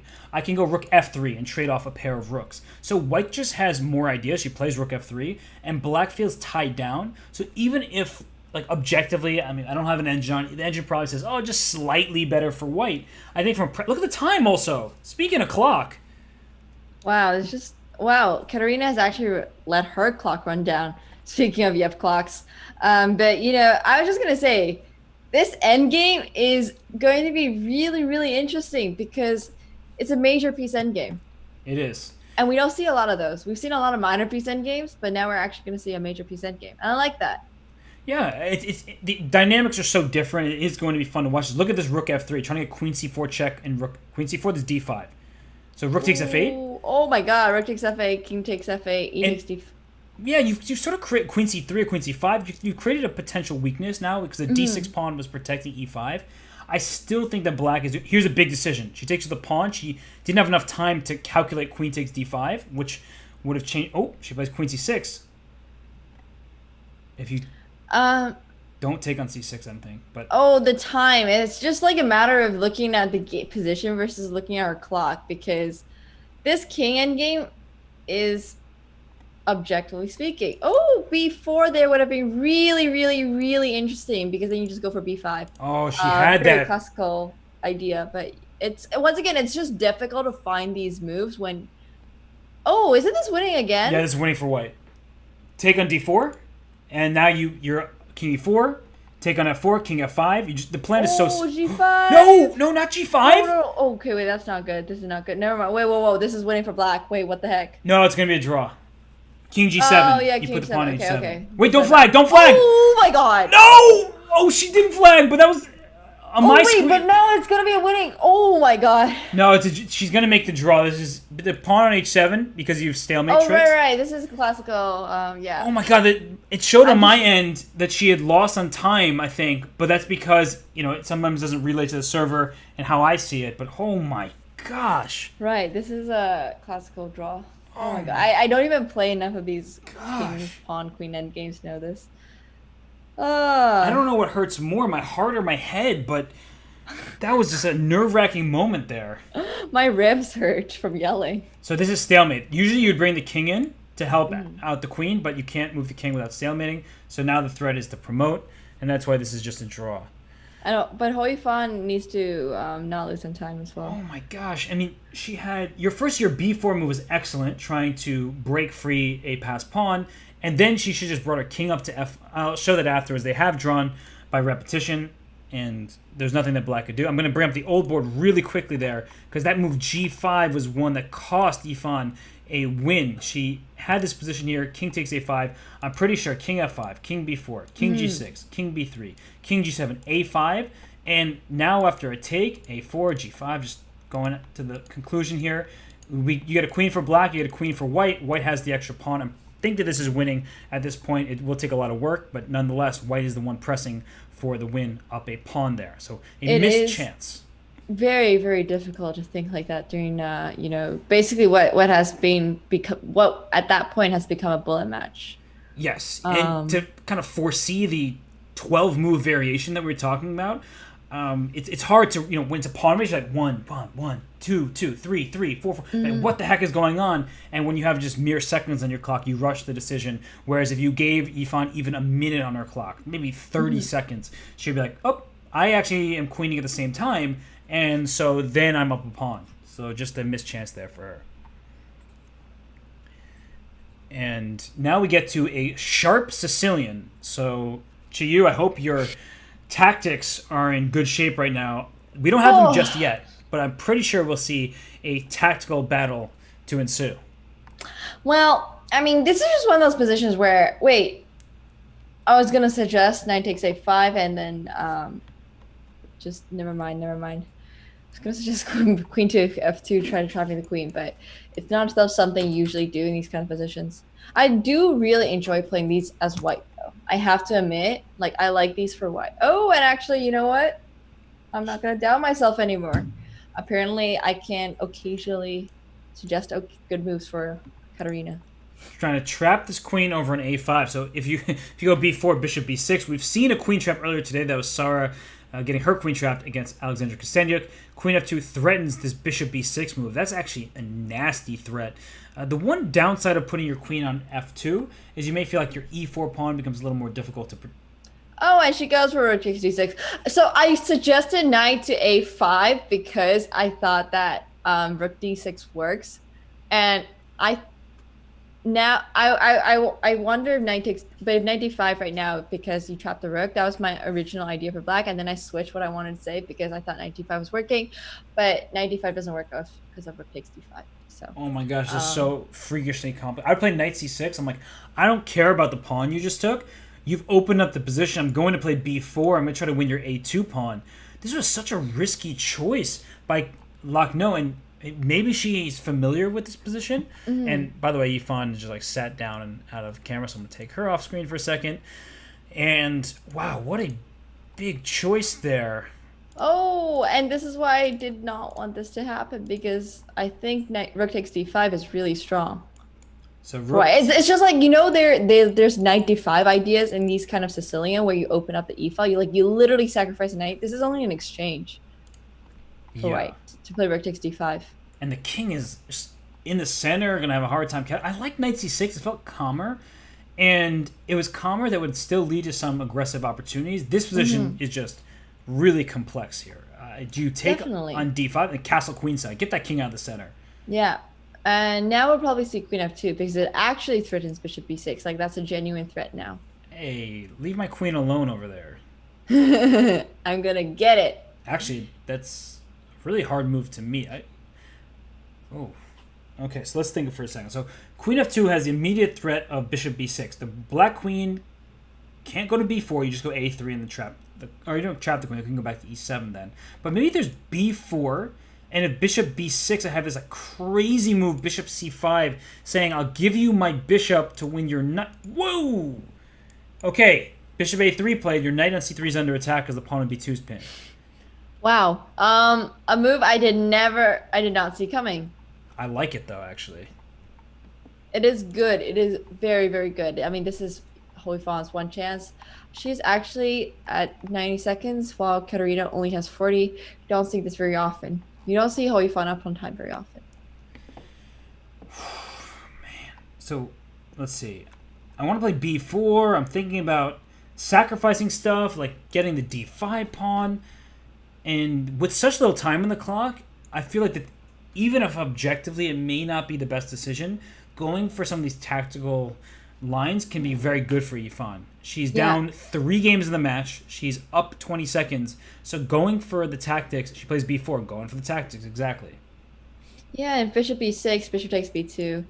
There's a lot of stuff going on here for sure. Oh my gosh, I wouldn't know how to calculate this. And if I'm Katerina Luck, no, she's really trying to work this out. I just don't think she has the time to do it. And this is a really hectic position. Definitely. Okay, so bishop takes b2, king b1 maybe, And then because queen you definitely don't want to play king takes b2. Oh no, that results in a pretty quick checkmate. So you have to play Yes. king to b1. But even there's queen a3, and maybe white will survive in the immediate position. But I just think has to be. Look, 6 seconds left, and their king is blown open. Just drop this bishop back to f6. Or bishop c3. Well, bishop c3 I don't want to play as much. Bishop f6. And then rook takes d5 coming. Oof. Couldn't be me playing this from the white side with 5 seconds left. I mean, this is just intense. It's like 5 seconds on the clock. How are you even gonna find all these moves? But Ifan is definitely thinking here, and this she knows she needs to win this game to have any kind of shot. I would just be so scared. Like I'm like going to get checkmated. A lot of things are happening on the board. I don't know what's going on here, but there is currently no checkmate. Material is almost even, which means that this is just better to play for black, in my opinion, because you still got a bit of an attack going on. White doesn't really have anything. But yeah, queen a5, bishop Wow. takes d5 maybe. I mean, Lucknow is playing really well considering her time trouble. Firstly, bishop c4 was good, and now I don't even know what move to play. Knight e3, that can't be good. Ooh. Oh, she blundered mate in one. Queen b2 checkmate, and Lucknow just like, there's nothing I could do there. No time on the clock. What do you want from me? What do you want? Yeah, I mean, I think the time is honestly the biggest issue. Like Hoi Fan is like kind of known for being a really well-rounded player, but she's also really good at the attack. Like a lot of her classical games, she just goes for the attack. And if she does more of that, I can definitely see this match swing in her favor, even though she's down 2 points right now. That was, I mean, it just goes to show how important it is to get a lead on the clock. And we say yup clock a lot as a joke, but in all seriousness, she won that game both because she played some interesting tactical maneuvers, but mainly because she put her opponent in time trouble with how complex the position was, and Lucknow wasn't able to survive. Now it's a 2-game match. You must be feeling more optimistic about Ifan's chances now. Definitely, definitely. And, you know, we're seeing the Spanish again. The last time it happened, it didn't really go in her favor, but she had all the right things going for her. She just had to grab the chance. And maybe she realized what went wrong from the last time. Gosh, man, what a crazy day this has been, and it's only going to get crazier. So taking on e5, we saw a knight takes e5 earlier in the match. We were both a little bit surprised by that decision, so I think that Lucknow is going to take with the pawn here. Still has to be concerned about bishop c5, bishop b3. The bishops are getting a lot of open space here, and the rook on e1 barreling down at the queen on e8, which is, of course, there's a pawn e5 in between them, but there's always tactics related to that. So I kind of like black's position. I'm going to be honest. Yeah, I'm liking blacks too, and I've said like a few times that this isn't actually supposed to bring anything for black, but when black gets the two like central pawns, it becomes a little bit scary, especially because after rook g8 or something, your king is like nobody likes having your enemy's rook on the same file as your king. Right. Like nobody likes that. You know what's funny? Qiyu, I was just thinking about this. So we like the hanging pawns, in a sense, when they're on the king side. But when the queen side, we're all like, oh, the hanging pawns are so vulnerable there. They can be attacked and all this stuff. Oh, knight g5. Speaking of attack. Invite my knight in. Take my bishop on b3. My queen will replace it. I'm going for the f7 square. The b7 pawn's under attack. This looks very pleasant for Yifan. Wow. I mean, yeah, you're completely correct with your assessment that hanging pawns on the queen side are less preferred to hanging pawns on the king side. But I guess at the end of the day, this isn't exactly hanging pawns since the F file isn't open. So I guess it's not hanging pawns in the classical sense. So it's just a really nice center. Agreed. And this is a big moment for Yifan. Knight g5 feels good. There are other moves that look quite natural. Knight e3, for instance, bringing the piece in the game. It just allows black to play rook to d8, so it feels a little bit slow. And knight g5 is really aggressively going after this black king, which is in that kind of smother mate territory. The rook and the bishop are keeping that king stuck in the corner. So knight g5, to my eyes, look, she takes on e6 first. Maybe there's knight g5 now and then queen to b3, but after knight g5, there's queen g6, which would hit this knight on g5. Oh, I'd be scared to do that. Oh, wait, what? okay, there's pins. We talked about how queen doesn't like being in the same line as a rook. I mean, the king also doesn't like it, so I was thinking just queen g6 maybe. I like queen g6. I just, so what? You attack my queen? Are you really going to take me on c6? I'll go take back with my queen. My queen could... can't speak. My queen patrols the 6th rank. That's what I was trying to say. And she takes on d4 first. But I feel like I don't quite love that as much. But maybe she sees possibilities in the g file that she says, let me just take on d4 and open this position up. Maybe it's better to just play fast since Hoifan only has a minute on the clock while she has 2. Just to play fast, keep pressure up. Like, she doesn't really need to push that hard, so just keeping things solid and safe. And now going with knight f4, going queen g6 maybe. Maybe you can just play knight takes g2, honestly. Knight takes g2, king takes g2, I think survives, but barely. I mean, it's like, that is scary to open up your king to this kind of attack, but knight g2 has to be considered. Queen takes f4 is a threat, we should point out, because the queen on e6 is not defended. So I can steal your knight, and knight g2 played. That's nice. I like this. I honestly like this move, especially because Yifan, like in a classical game, once again, something different might have been played just because knight takes g2 is more of a, on the, Yifan has 30 seconds left. What is she going to do here? Is she going to realize that she can play king takes g2?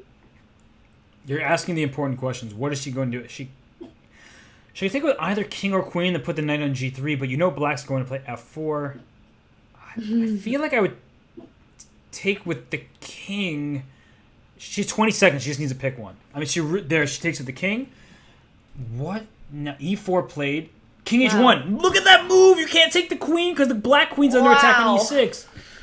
With 18 seconds on the clock, she plays king h1. Gosh. I could never. That's why she spent so much time there thinking how to take on g2. She was anticipating e4, and so she just drops the king back to h1.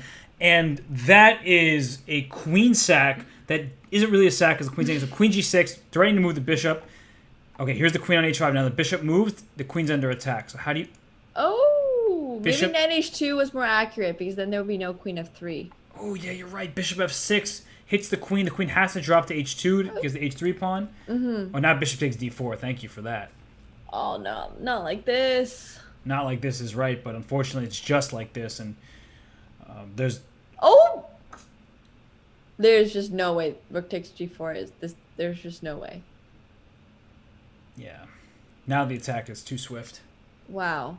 That is a very, very unfortunate. And with 3 points up, that we can almost say that this is going to be Katarina's. I mean, there's going to be probably 1 more or 2 more games in this time control, depending on how fast they can play this one. It's just not going very well today for Yifan. Agreed. Though I'm not counting her out because she's down 3 points. She wins this game with black, big if, because of how well Katarina's playing and how strong a player she is. If she can take this game, she gets the confidence, hopefully, and she can then go into a final 3-minute game. And if she wins 2 in a row, then it's a whole new match. But I'm ultimately with you. I'm trying to play devil's advocate, say that, okay, Yifan has chances. We both agree on that. However, this is a critical game. And, going to this, which has sort of ended up in a rouser situation, which I kind of like as black. Yifan is playing for a must-win. She's literally playing this for a win as black, and that is just so scary to do. But, of course, being 3 points down, you, just don't have a choice. Just got to go for it. You got to do what you got to do, as they say. Exactly. And, Well, she needs to win the game. She has no choice but to do that. And Lakhno is going for a line that I don't think is like that great for white. The knight on c4 worries me. There's knight takes b2 ideas. We saw bishop a3 in the last game. And if you play a3 ever to stop b4, I can just take. I can play knight a3 check as like a little joke here. I wouldn't do that. It's not really a worthy move. I don't know. I feel like black has a pretty ideal Sicilian setup. Yeah. And also like, it's just Yifan needs to not use too much time because getting into time trouble scrambles is not going to help her chess at all, especially when she's in a must-win situation. Knight a3 check. There it's played. But I think Katarina can just take on a3, put her bishop on b2 now. Or rook takes d6, honestly. I keep forgetting that pawn is hanging because it's not typical you see a knight on e7. So I see a piece on e7 and expect it to be a bishop, but it's a knight. Mm-hmm. Yeah. And, it's just... this is just, even without taking the pawn, this is just not good for black because your king's still in the center of the board. F5, sorry, is going to happen. You never can take on F5. And, I've actually considered just long casting these kind of situations, just saying goodbye to the center. But I think she's going to do that. I think you're right. Well, bishop takes e5 is not something you want to do because your dark squares will be too weak. But, it's just, this is like scary to play, right? Yeah. Like everything feels so unprotected. But it's also a position where you feel like you should be much better for white, and then you start spending time. Look at the clock, where now black is up 40 seconds, and g5, trying to maybe get some kind of queen h5 check or bishop h3 to attack e6 makes sense. Here comes the knight to c4. Like, I feel like objectively white's position is quite nice. But then you start worrying yourself, is knight takes b2 and my dark square is going to be too compromised to allow this capture? If I play bishop c1, is that too slow? And then black castles queenside. So I think there's so many questions posed, and it's easier in a sense to play from black's point of view just because it feels like there's a more direct, I don't like that move at all. I don't think it helped at all. For sure, knight takes b2 and then bishop. It gives black the tempo she needs to threaten a lot of things. Oh wait, queen takes e6 is a move I forgot about. Yeah, but the thing is, even queen e7 here, you have to trade queens this way because you're down a piece. So then you'll trade queens, take on b2, but after the king takes on e7, you have bishop g7 check, you bring a rook to c8, you bring a rook to f8. You've talked about this a lot, about the bishops in the endgames. Here the bishop is going to be so good on the dark squares. You could plant it on e5, and black is much better there. Definitely. This is just like, if you play queen e7, it's an easy way out, and I honestly don't even see what other options you have here. You can play bishop e7, but I'm with you. That looks more obscure. So queen e7, she's probably evaluating how the queenless position will look like, and she plays bishop e7. She wants the attack. Rook c8 coming. Okay. Can't really blame her for that. Yeah, definitely not. Definitely not. It's like you said, it's easier to play as black because you have a very clear idea, and that very clear idea is to go for white's king. You can't do that if you don't have a queen on the board. True, and you can always play queen to c4, for instance, if I can draw an arrow to the right square. Queen c4. Oh, you can't even take on c4 because I take with the b pawn, and then there's c3 check. So queen c4 was an option there, and still is. Oh, but then there's rook takes f8. She plays queen c3. Rook takes f1? Yeah, you might have to. I'm getting more concerned, though. These rooks come off. There's always queen g8 check available for white. So I don't like the inclusion of the rook trade. At this point, I don't really see what black can do about it. So I think you're right. It's an attack, but it's really only an attack in appearance because you don't have enough pieces to go for it. If you could get your king out of the center somehow, that would be great. But attacks really only work if... queen g8, and then you have to go bishop f8 because there's bishop h3 check, right? Yes, exactly. And then there's queen takes h7. It's pieces are getting taken. There's 40 seconds on the clock. Who knows what's going to happen here? But if you take on h7, there's bishop g7 with that mating attack. So rook f2 is good, and now queen g7 only move, protecting the bishop on f8 there and trying to get the queens off. If the queens come off, black is still better. Even though we thought she should have done this earlier, she still has time because nothing has changed in the position. Queen e7 now. And so I say, please, Katarina, please trade queens with me. Like, I beg you. I beseech you. Yeah, well, I mean, there's no reason for Katarina to do it. Although, if you move the queen away, like queen g8, there's bishop takes e4. So, oh, bishop takes e4. I think you can steal this pawn. She does it. Okay, well, bishop h3, bishop takes c2. It's an idea. Bishop has Okay. rook c7. Yeah, because I think white maybe missed maybe just knight d4, like just bring the knight into e6 instead of the bishop. Because that bishop on f8 is not doing a lot of stuff, but at least the queens get traded off now. Yeah, that's really important. So queen g8, bishop g8, you have rook e7, just barely saving this bishop because it's pinned. And, oh my gosh, king f7. Just go king f7 and trap the bishop. King f7, king g7. 10 seconds on the clock. Oh! She allows the bishop to escape. I still think that black has decent chances here, but allowing that bishop out was obviously not ideal. Ooh, that's not good. And it's a time scramble. It's also a scramble to see if they can finish this game before the match clock runs out and then we get to the bullet. But right now, well, I turn my head to look at the match clock and then the a6 pawn was gone. Yeah, I don't think this is. I think this will be a draw. I feel like it's easier for black to play though because the bishops are so much better. King d6. Don't give that pawn. Right. Bishop e4. Protect everything. Worried about Hoifan's time. This pawn is just marching down the board. Knight takes d5 ensures that you make a draw. She plays it very smart by Lucknow.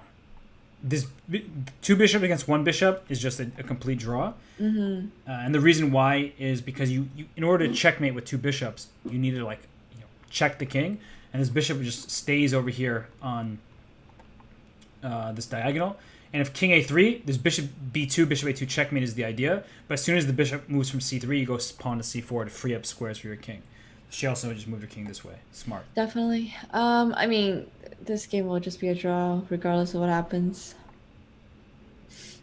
Yeah, I'm trying to find like a sneaky checkmate. I don't see one. Yeah, I think it's just not gonna happen. Especially with a pawn still on c2, which Lano obviously has no intention of ever moving. Oh, wait a minute. No. Wait. No, Yeah, no. You wanted to go king b4, king a3? Yeah, but there's always like king b2 up or c3. Yeah, so this is the draw. She's just going to move her bishop back and forth. If you're Yifan, do you make some kind of like bishop d3 check? White is too much time. I was thinking right, if you make bishop to d3 check is the draw if you just take it. So you can't lose the game.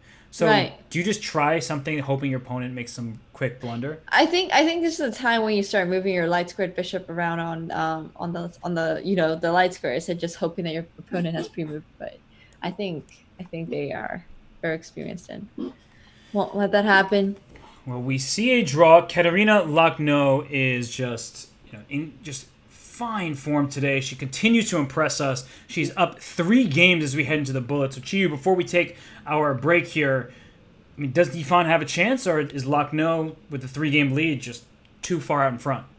I think Katarina Lucknow is too far in front because we're going to the bullet, and Yifan isn't exactly known for a bullet, and Katarina has been playing spectacularly throughout. So I do think that we're starting to favor Katarina.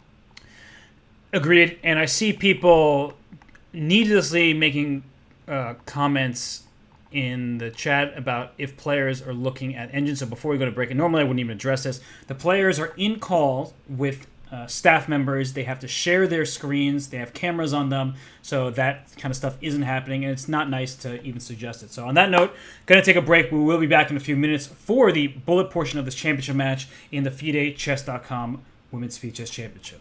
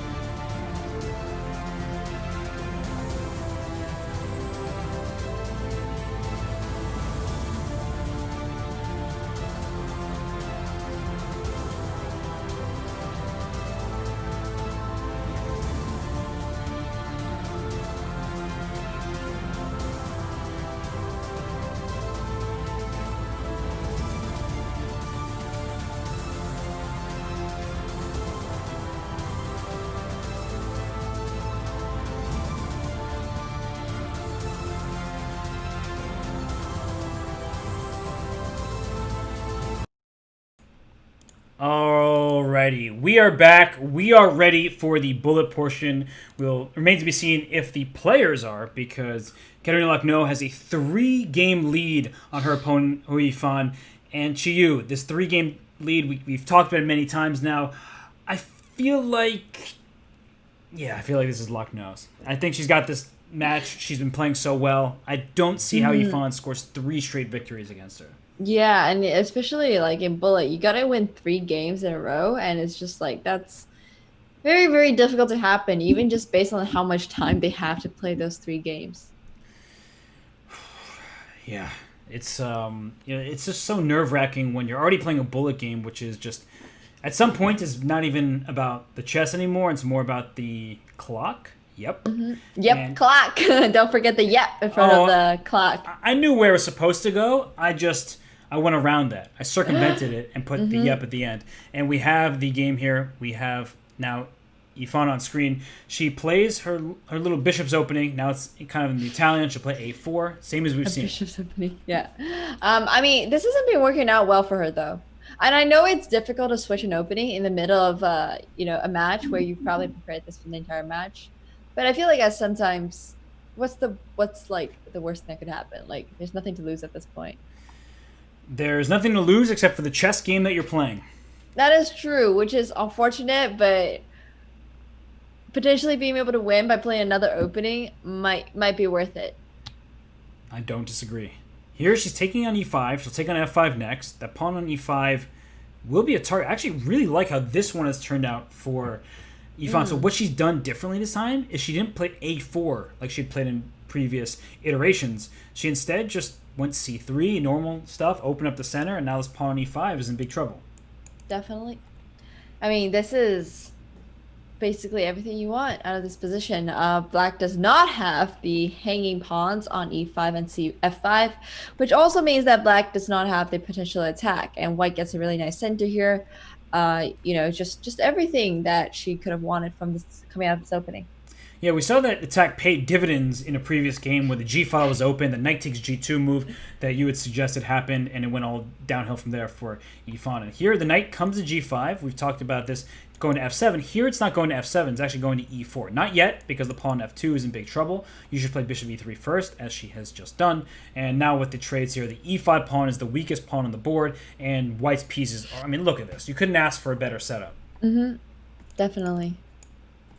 And, this is just like everything that I'm saying everything a lot. I guess this is my new catchphrase. I'm like, I always get stuck saying the same words over and over, and then someone brings it up, and I'm like, oh, I have to go change it. But then I'm like, okay, now I'm stuck on it for it. But anyways, this position is good for white. Of course, I'm a little bit insecure about playing g3 just because it does create the weakness, but you get this chance to go queen h7. Black has to block with g6, and of course, the king is going to be really weak on h8. This is actually a very nice position. h5. This is good stuff. I can go threaten queen h7 next. Queen and bishop lined up. I did bring the match clock up on screen here. We have about 7 minutes, 20 seconds left. And if Yifan is able to win this game and she up a pawn with a potential attack, if she can do that so quickly, she will have time to get a couple more games in this position. She needs to win. She has such a great position here. Her king is safer. She's up a pawn, queen a5, continue infiltrating. So, yes. Sorry, no, go ahead. She's also up time. Good. I forget about the clock so often that it's good to remind me. And we see that h5, trying to go h4, trying to open up white's king over here. And she has queen d6. So what about h4? Queen e6, that's her idea, to get to f7. Ooh. That's dangerous. Okay, this actually is just winning. Because I think at some point black has to go knight takes g6, and you just trade on g6. So she induced h4, because without h4, trading the queens doesn't, there's no pawn to take, and then you would lose g6. Now take on g6, you're up a pawn in the endgame, king f3, king e4. Oh, or go this way. Oh. She's just going to bring her king over. Okay. Yeah, this is a completely winning endgame. I really like the conversion into the endgame. Don't resign if you're Lucknow. Keep playing. There's 6 minutes and 18 seconds. Play this out. Just go. You're going to lose, obviously, but waste an extra 20 seconds. Yep. I think she's wondering if she should keep going or... Oh, and she's letting her time run out. Okay, well now it's a 2-game match with just under 6 minutes. That means Yifan certainly has time for 2 more games. But if there's a single draw, you want to make sure that you have time for a third. Yeah. Okay, this is intense. Okay, good choice of knight b5 by Lano. Who do you think is more nervous here? Who should be more nervous? I think Yvonne should be more nervous, but sometimes it's like if you lose a game, your mental stability starts shaking a little bit. And that's what I'm scared about for Katarina. Of course, we're here for a very intense match, and that's why, as commentators, that's what we're here for. But of course, there is a chance of Yifan making a comeback. There is. We can't deny that anymore. Right. But based on how this game will go, we'll be able to make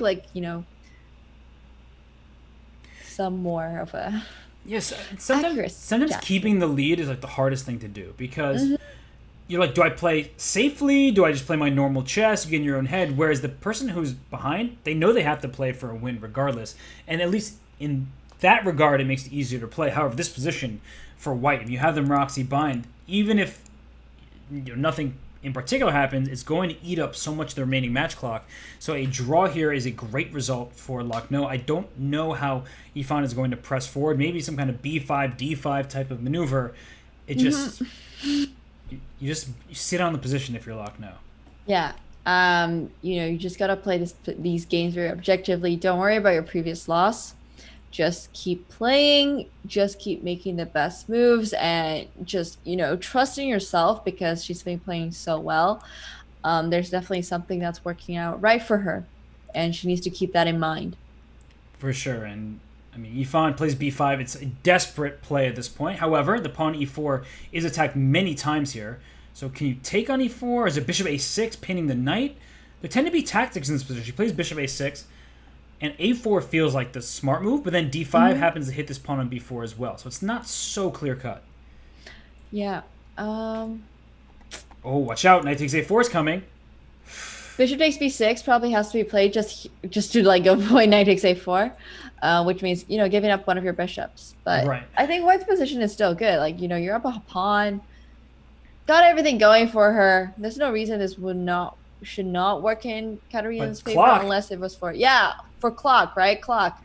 And also just the sheer pressure of playing this position. And here comes knight to d5, and now the b4 pawn's hanging. Do you take... Now black has both bishops, and... Oh, queen takes e4, knight takes e4. Okay, I thought the queen was hanging on e2. It's protected. She does it anyway. Oh, she plays it anyways. Oh, but then... Because then you get... Rook takes b4. Pawn.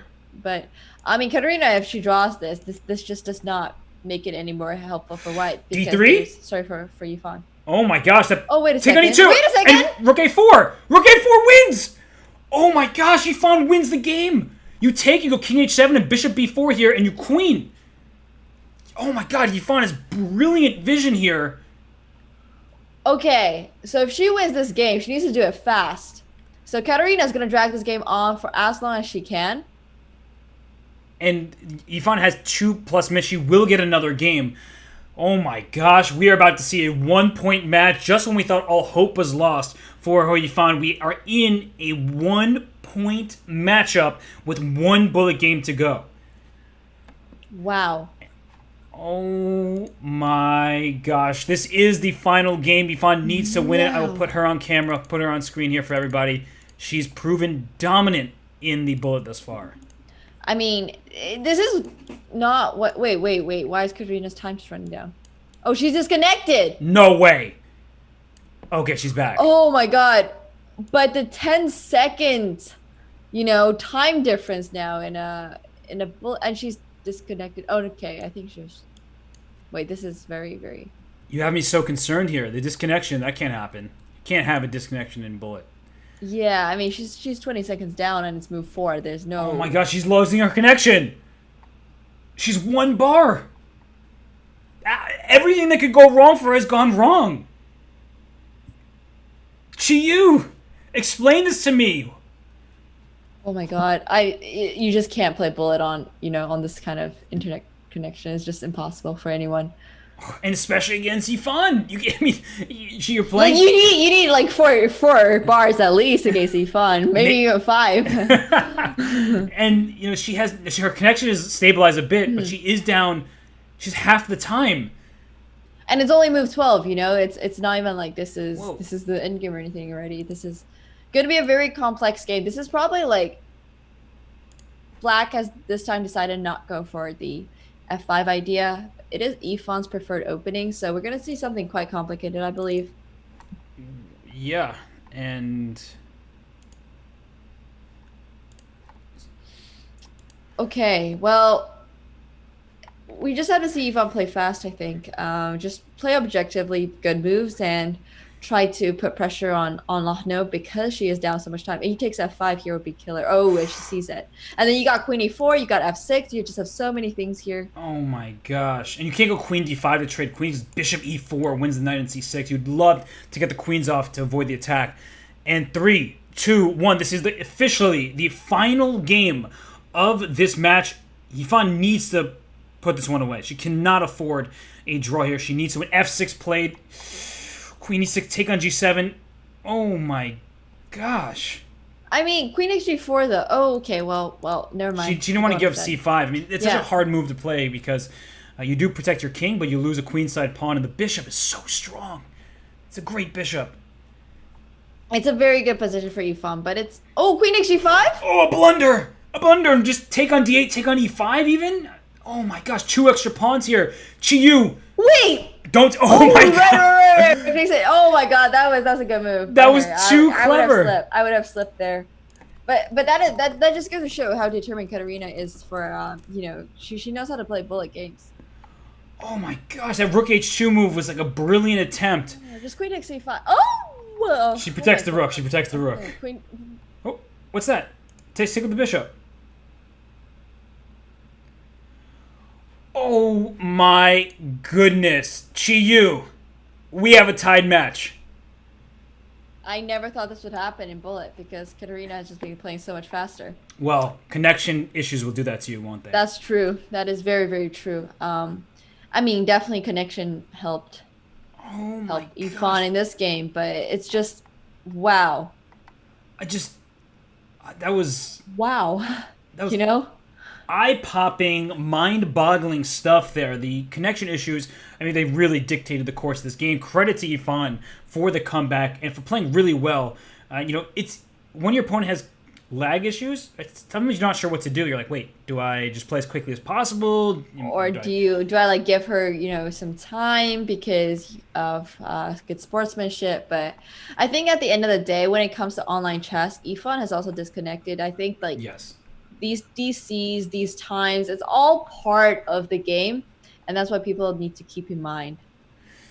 Oh my gosh. So that game, it started to get away from Black, that was for sure. And that rook H2 move was like really brilliant by Lahno saying, please take me on H2 because knight takes G4 would be a check and win the queen. And Yifan says, I have 35 seconds left. I'm going to play king to G1, and then she converted this with ease, winning the knight. The rook was sacrificed just as a desperado, and we are about to have the tiebreak. Reminder to everybody, it is 2-game mini-match of 1+1, and if it's tied, then we get an Armageddon. Yeah, well, I mean, this match could not have been scripted better, honestly. This has been the most intense thing. I think a part of my commentary so far on the Women's Speed Chess Championships, but wow. That is just crazy because it's like, you don't expect it to happen, and now we're here. Hoi Fan has made the comeback, and we didn't doubt her per se, but we had almost written her off as not having a chance. And she's up in her chair, like she's been kind of not slouched. I wouldn't want to say that exactly, but she's more like in front of her camera. She's focused. She's determined here. And we've seen this position a number of times by her. It's this Maraxi bind where you can't play for D5, you can't easily play for B5. And last time Yifan won this game by playing B5, a pawn sacrifice, getting this bishop A6, lots of tactics, not too much time. And Yifan, look how much time she has. Yep, clock indeed. Wow, just up on like having more time than, even the clock has started with it. But this is incredible because she wasn't doing this well before. Like she was very objectively speaking, she was taking too much time on her moves, and now seeing her play this fast is definitely a change. And queen takes c4 was actually may have been possible there. It's hard to take a pawn when there's like knight discoveries and your rook's in the same line as a queen. But here, I feel like black has a pretty good position. Wow, that is a committal move, giving up the f5 square. I think objectively a good move, but in terms of bullet Qiyu, giving the f5 square, we know how dangerous those knights can be. Oh wow. I mean, like Hess said, it's very dangerous to give up the d5 square, but right now you can't actually go there because of knight takes d5 and just bishop takes d5 and your queen is pinned. So she did it though. oh, what the? Wait, whoa, whoa, whoa, whoa, whoa, whoa, whoa, whoa, whoa. Wait, am I missing something? I guess the a6 pawn is hanging, so that's why she took with a knight on d5, and so queen takes a6 played, so that's why she gave up the c pawn for the a pawn. But look at the bishop pair, in particular this bishop on f2, staring down at this b6 pawn. It doesn't really feel that safe and sound for black. It's not a clean extra pawn, that's for sure. For sure. I don't even know what to do. It's just here. like, I mean, there's double pawns on the f file too, so it's not even that. Oh my god, that clock is just running down. She's just letting time tick. It's hard for white. I mean, for black to find a move in this position, because like everything's tied down and rook c7 comes straight through. Okay, bishop a6 was a nice move. Queen f5. Now queen d8 protects everything. So you find finding the saving moves just in the nick of time. And but it's hard to do this continuously. Oh, queen d5 was gonna win something. I'm not sure what exactly, but it's gonna win something. I don't know what's going on anymore. b6. There's, I mean, now two passed pawns over there. a5, play queen c6, queen c2 coming. Okay, she drops her bishop back. Oh, that's... I don't think you can play like this, though. Like, I don't think you can play the solid... Okay, that's a good move, I think. Yeah, opposite color bishop ending. But of course, there are queens on the board, which makes this so much more difficult and so much more complicated. But queen takes b4? Wait, queen takes b4? Yeah, that's a freebie. I think it's going to be a draw. Queen takes b4. Okay, yeah, this will be a draw, which is good for Yifan because she's playing black and not so good for Katarina. But in bullet, anything can happen, right? That's true. You just gotta play till the end and just see what happens. Queen g6 was a great move, by the way, because there's checkmate on g7 was the threat, and now there's checkmate on g2. She was just trying to trade queens and make sure that she would have no problems whatsoever. Here, both kings are not the safest. Watch out for queen takes g2, so she puts her queen back on the second rank here, and black plays h5. Is she maybe playing for more? I don't think... Oh, okay. It's just like you gotta defend that G pawn. Oh, down goes the h5 pawn. Oh my god. And queen h7, this looks risky, the g2 attack. Oh my gosh. So king d7, you probably have enough checks to get out of this, but your queen isn't coming back to protect g2, especially with this bishop on b4 under attack. Not scripted, by the way, guys. Queen d6, queen f8. Go on the yo-yo string and make the draw. Oh. Not scripted. Certainly not scripted, but it's going to be a draw, I think. Oh, queen g7 playing for a win somehow? No, queen f8. She doesn't want to make the draw. She's going to take the draw? I think Katarina's going to take the draw. She must, and there it is. There's okay, there we go. Oh, God. Okay, this is like every time we try to say a move or suggest a move, the next 5 moves have already been played, and, you know, we're just there trying to catch up. So bear with us here, chat. Bear with us. Bear with us indeed, and we're going to bring Katarina Lachenau on screen for this final game. We just had Yifan on camera. Let us bring Lachenau into the picture here as, hey, it's an even match. This is the final game of this little mini-match here, which means that if there's a winner, the match is over. If it's a draw, we get Armageddon. Armageddon! I don't know if I can handle Armageddon. I'm already, like, jittery. G4, opening up the king, but stopping f5, and here comes the knight to g3. This is actually very principal. Whoa. So rook takes e4, then pawn to d5. This idea isn't actually supposed to work for black in most of these positions. Yeah, because now you can just take on e5, and... like I was going to suggest d5, actually, because then knight takes e5, and then you got an even stronger center. You're smart. d5 was nice. You're smart. She said, like, okay, I'm just going to take and I have a better pawn structure because there's double pawns, but your move was actually even more clever. You don't have to capture immediately. Playing d5 would have kicked the knight. This still looks so strong. It's just a good, like, it's just, like, You don't want to give up that center pawn for a doubled C pawns. Like you don't. You just don't. Rook 8, do you want the queen just trapped? Oh my gosh. Oh, it's Queen Queen G. G6. And F4, F5. Push that pawn through. Go for the attack. No Go fear. in. Oh, here it comes. Here comes the pawn. And honestly, this is... I'm going to switch cameras very quickly here. Bring up Ifan because we're liking her position. We'll see if she can convert this game. And she's working on it. F6. Yeah, she takes F6. Queen takes F6. Knight H5. Okay. Okay, Knight H5, this is still okay. Man, it's just like white's king looks so unsafe, but you don't have any bishops to go attack it. Like knights aren't gonna march 5 squares up the board to go attack your king yet. But oh, I don't like that. I don't like that. Whoa, wait, where did the H3 pawn go? So you can take F8. You're still better. You're up in exchange. But I don't like giving up that H3 pawn one bit. You're right. But, you know, just go for the material. I mean, Ifan has already obviously made this mistake, so might as well just play fast and take the piece and just say, okay, well, we're here now. Yeah, so Queen F4 to protect the G4 pawn. There is some kind of Knight G6 stuff. Okay, she was Queen F3 to avoid that. Rook E2, Rook E2, Rook H2. Go, that's nasty. But or H5, Rook E3, maybe. H5 was a smart move. Wait, H4? H4. Oh, no. They both missed you didn't see it. Oh. That knight was pinned. You're right. H4. We were both looking at it. It's you don't really think about playing H4 when you play H5. You're just trying to chop down the pawns here. And Definitely. Knight E5 and the Rook E4. Knight to C6. You have to. And then Rook D5. Oh! Oh, that was a mouse slip. Oh, and she lost because of that mouse slip. Oh my gosh! And she smiles, but. Oh my gosh. To lose a game in that manner with all on the line. I mean, Rook D5 was her...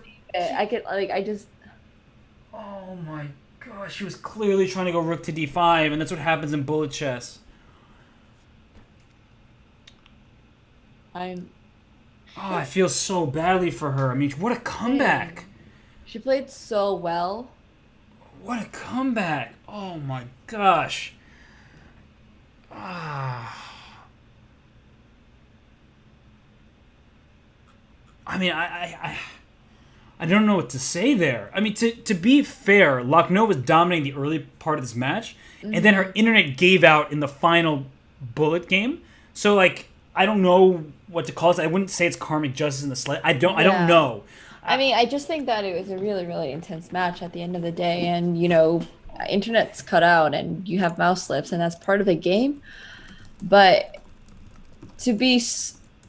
I mean, just imagine the mental for both players because Latno was leading so much in the start. And then she slipped and then Ifan was making a comeback. And then, you know, it came down to the final game. It was just a very, very intense moment for both. I want to put it that way. I do want to put it that way, but of course I'm not a player, and you know who knows what's going on inside what they're thinking about. It's just been so crazy, and they both played so well, and it's been a long day, honestly, for both of them. Yeah, they both deserve that match victory. For sure. Like if we could give winners prizes to both, we would. But we can't, and Lucknow wins. We actually need to take a quick break because we're bringing Katerina on for an interview. Okay. So we'll return in a few minutes with the winner of this leg of this Women's Speeches Championship Grand Prix. Everybody, you should congratulate Katerina. We'll have her thoughts in a second, so stay tuned. We will be back shortly.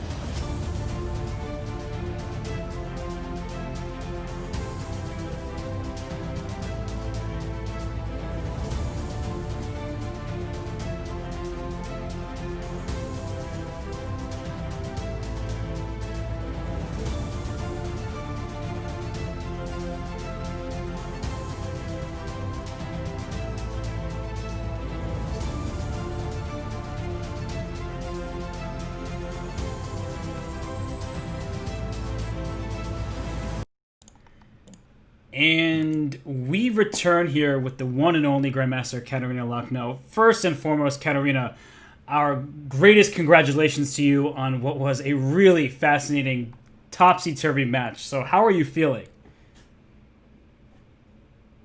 Well, thank you. Um, of course, I'm very happy because I thought already I will lose the match because I was already I didn't play well this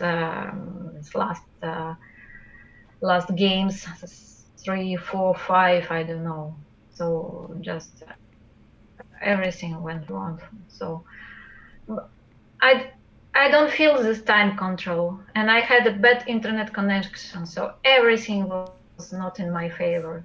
Just and I was and I didn't I had a good position in my second game, I think, with white, and I missed a trick, and I lost. So well, but then okay, it was a mouse slip for her. Yes, as I think she wanted to play rook d5 in them, and just a mouse slip, and of course it's a big luck. Yeah. I mean, like, you know, this match could have been more intense, and of course the first part of the match you played really, really well, then blitz, and the 3+1, the 5+1 did absolutely amazing. And then the game of course started slipping a little bit in the bullet, and like it was just so intense, like if I was making the comeback, it almost felt like but the last two games were definitely really intense. I was just exhausted in the end. I didn't see already anything. I tried to be solid, but it didn't work, and so just Yeah. Well, Katarina, you were really unbelievable in the 5+1 minute portion, and you got up to a 3-game lead there. So what was your preparation like? I mean, it couldn't have gone any better for you in the early stages. my preparation. Well, I prepared some lines, but it was just a practical choice. It's nothing special, but I knew what to do, and I had a clear plan, and it worked out for me. But well, I I didn't have not the same story with 1 minute game. So Yeah. I don't know why, but and she started to feel the time, and she started to play faster and better. So and that's also the difference between the start of the match and the end of the match. So I don't know. I have the feeling that I was dominating all the match with 5 minutes and 3 minutes control, but then I don't know. I feel like I was 200 players, like. Yeah, I mean the of course your disconnect was really unfortunate, as was Ifan's mouse slip, of course. But Yes. So you see, but I didn't lose this game. I was 20 seconds less, or 15, I don't remember. But I was, the point is you get nervous. You don't. I saw that it's gonna to be okay, that I will not lose the game immediately, whole the game. But you get nervous and you start to make the moves, just not thinking. Okay, even before I didn't think, but here it was just collapse. And it was very important moment, so just but then okay, I got my chance in the last game. sure. Yeah, and actually, towards the end there, we were saying both of you were such deserving champions here. And you said something in the interview after your semifinal win that you're so happy that Ifan is back, that you'll get to play her more. Do you think you could handle emotionally maybe another match against her right now? If we started a new one, would you be ready to do it? With a little break, yes, I can do it. With a little break, just and not 1 minute game. Just, No. Yeah. Anything you want, but not this time control. I just when when something starts to go wrong, you just don't have time to fix it. Just it's incredibly fast. I was lucky to have +3. If I would have +2 or +1 or nothing, I would lose without a fight, because you have a strange feeling. You play, you were fighting all the match, and you put pressure and everything, and then boom, you just resign. So. Yeah, I mean, Hess and I were talking about like, when something starts going wrong, like everything kind of starts going wrong, right? Because it's like you have momentum, but of course. Yeah, I mean, really, honestly, Katarina, I don't have too much more to say. I was really impressed by the way you played the longer time controls. Of course, in the bullet, Yifan, she suddenly found her form that we know she's capable of, but even still, you still came out on top, thanks, as you said, to your great performance in the longer time control. So, I mean, really, I have nothing but awe for the way you played today. It was such a great performance. So, congratulations once more. Oh, thank you. Thanks so much. Well, we'll let you get some rest. It was a tough match. You don't hear me, yes? I have a bad connection, yes? You had a bad connection, so I think you said thank you, but I couldn't really hear. Yeah, we did hear the thank you. So, of course, we want to thank you very much for coming on to the interview and for playing such an amazing match today. Could not have been more exciting for us. Yeah, you make our jobs a lot of fun with the way you play. Oh. Did she disconnect? She's still here? I don't know if she's here, but all right. At least she managed to fix her connection before the end. We'll switch away here, but thanks to Katarina Lucknow, the deserved champion of the third leg of this Women's Speeches Championship Grand Prix. So really great result by her. You see, she wins $3,000 and the 12 points. She now moves into a tie for second place with Valentina Gunina. And so it's pretty great to see that performance by her. She's the champion. And Qiyu, any final thoughts before we get on with our Sundays? And also, there's much more chess to be had today. But any final thoughts about what we saw in the entirety of this third Grand Prix leg of the WSCC? It's been intense. I think every single day, every single game has made it worth it to wake up at 7 in the morning or 8 in the morning. And it's just been such a pleasure doing commentary with you, Robert, and of course with everybody in the chat. So thank you all so much for coming to third leg of Women's Speed Chess Championships. And these games could not have been better. If it was scripted, it would even be as exciting. There's no way. You have a disconnect, you have a mouse slip in final. Of course, the mouse slip and disconnects are very unfortunate, but it really just goes to highlight kind of how online tournaments go. For sure. And, well, I just want to remind everybody that the fourth leg will begin on July 15th in the round of 16. You can see the schedule on your screens right now. I will once again have the call. Unfortunately, Qiyu, our time as co-commentators is coming to end from this event. I'm sure we will be doing more commentary in the future. I believe Definitely. For the fourth leg, I'll be joined by Alexandra Botes. So that will be starting on the 15th through the 19th for the final. Then the super final, based on the performance from the entire Grand Prix, will be on the 20th. But for now, I will say goodbye to everybody. We will raid the chess bras. Reminder to everybody to stay tuned for the coverage of the Leon Masters with Roland and Anna. It's Anna Muzichuk. There's so many Annas, and Roland is a Grandmaster from the Netherlands. You won't want to miss that action either, but for now, it's going to be the Chess Bras. I'm bidding everyone adieu. It was great to have you on. Thanks to our chat. Thanks to the staff. Thank you to our moderators. All of you have made this a success, and thank you most of all to the players and to you, Qiyu, for making this so much fun. Thank you. I'm going to miss it. Thank you all so much for coming. See you, everybody.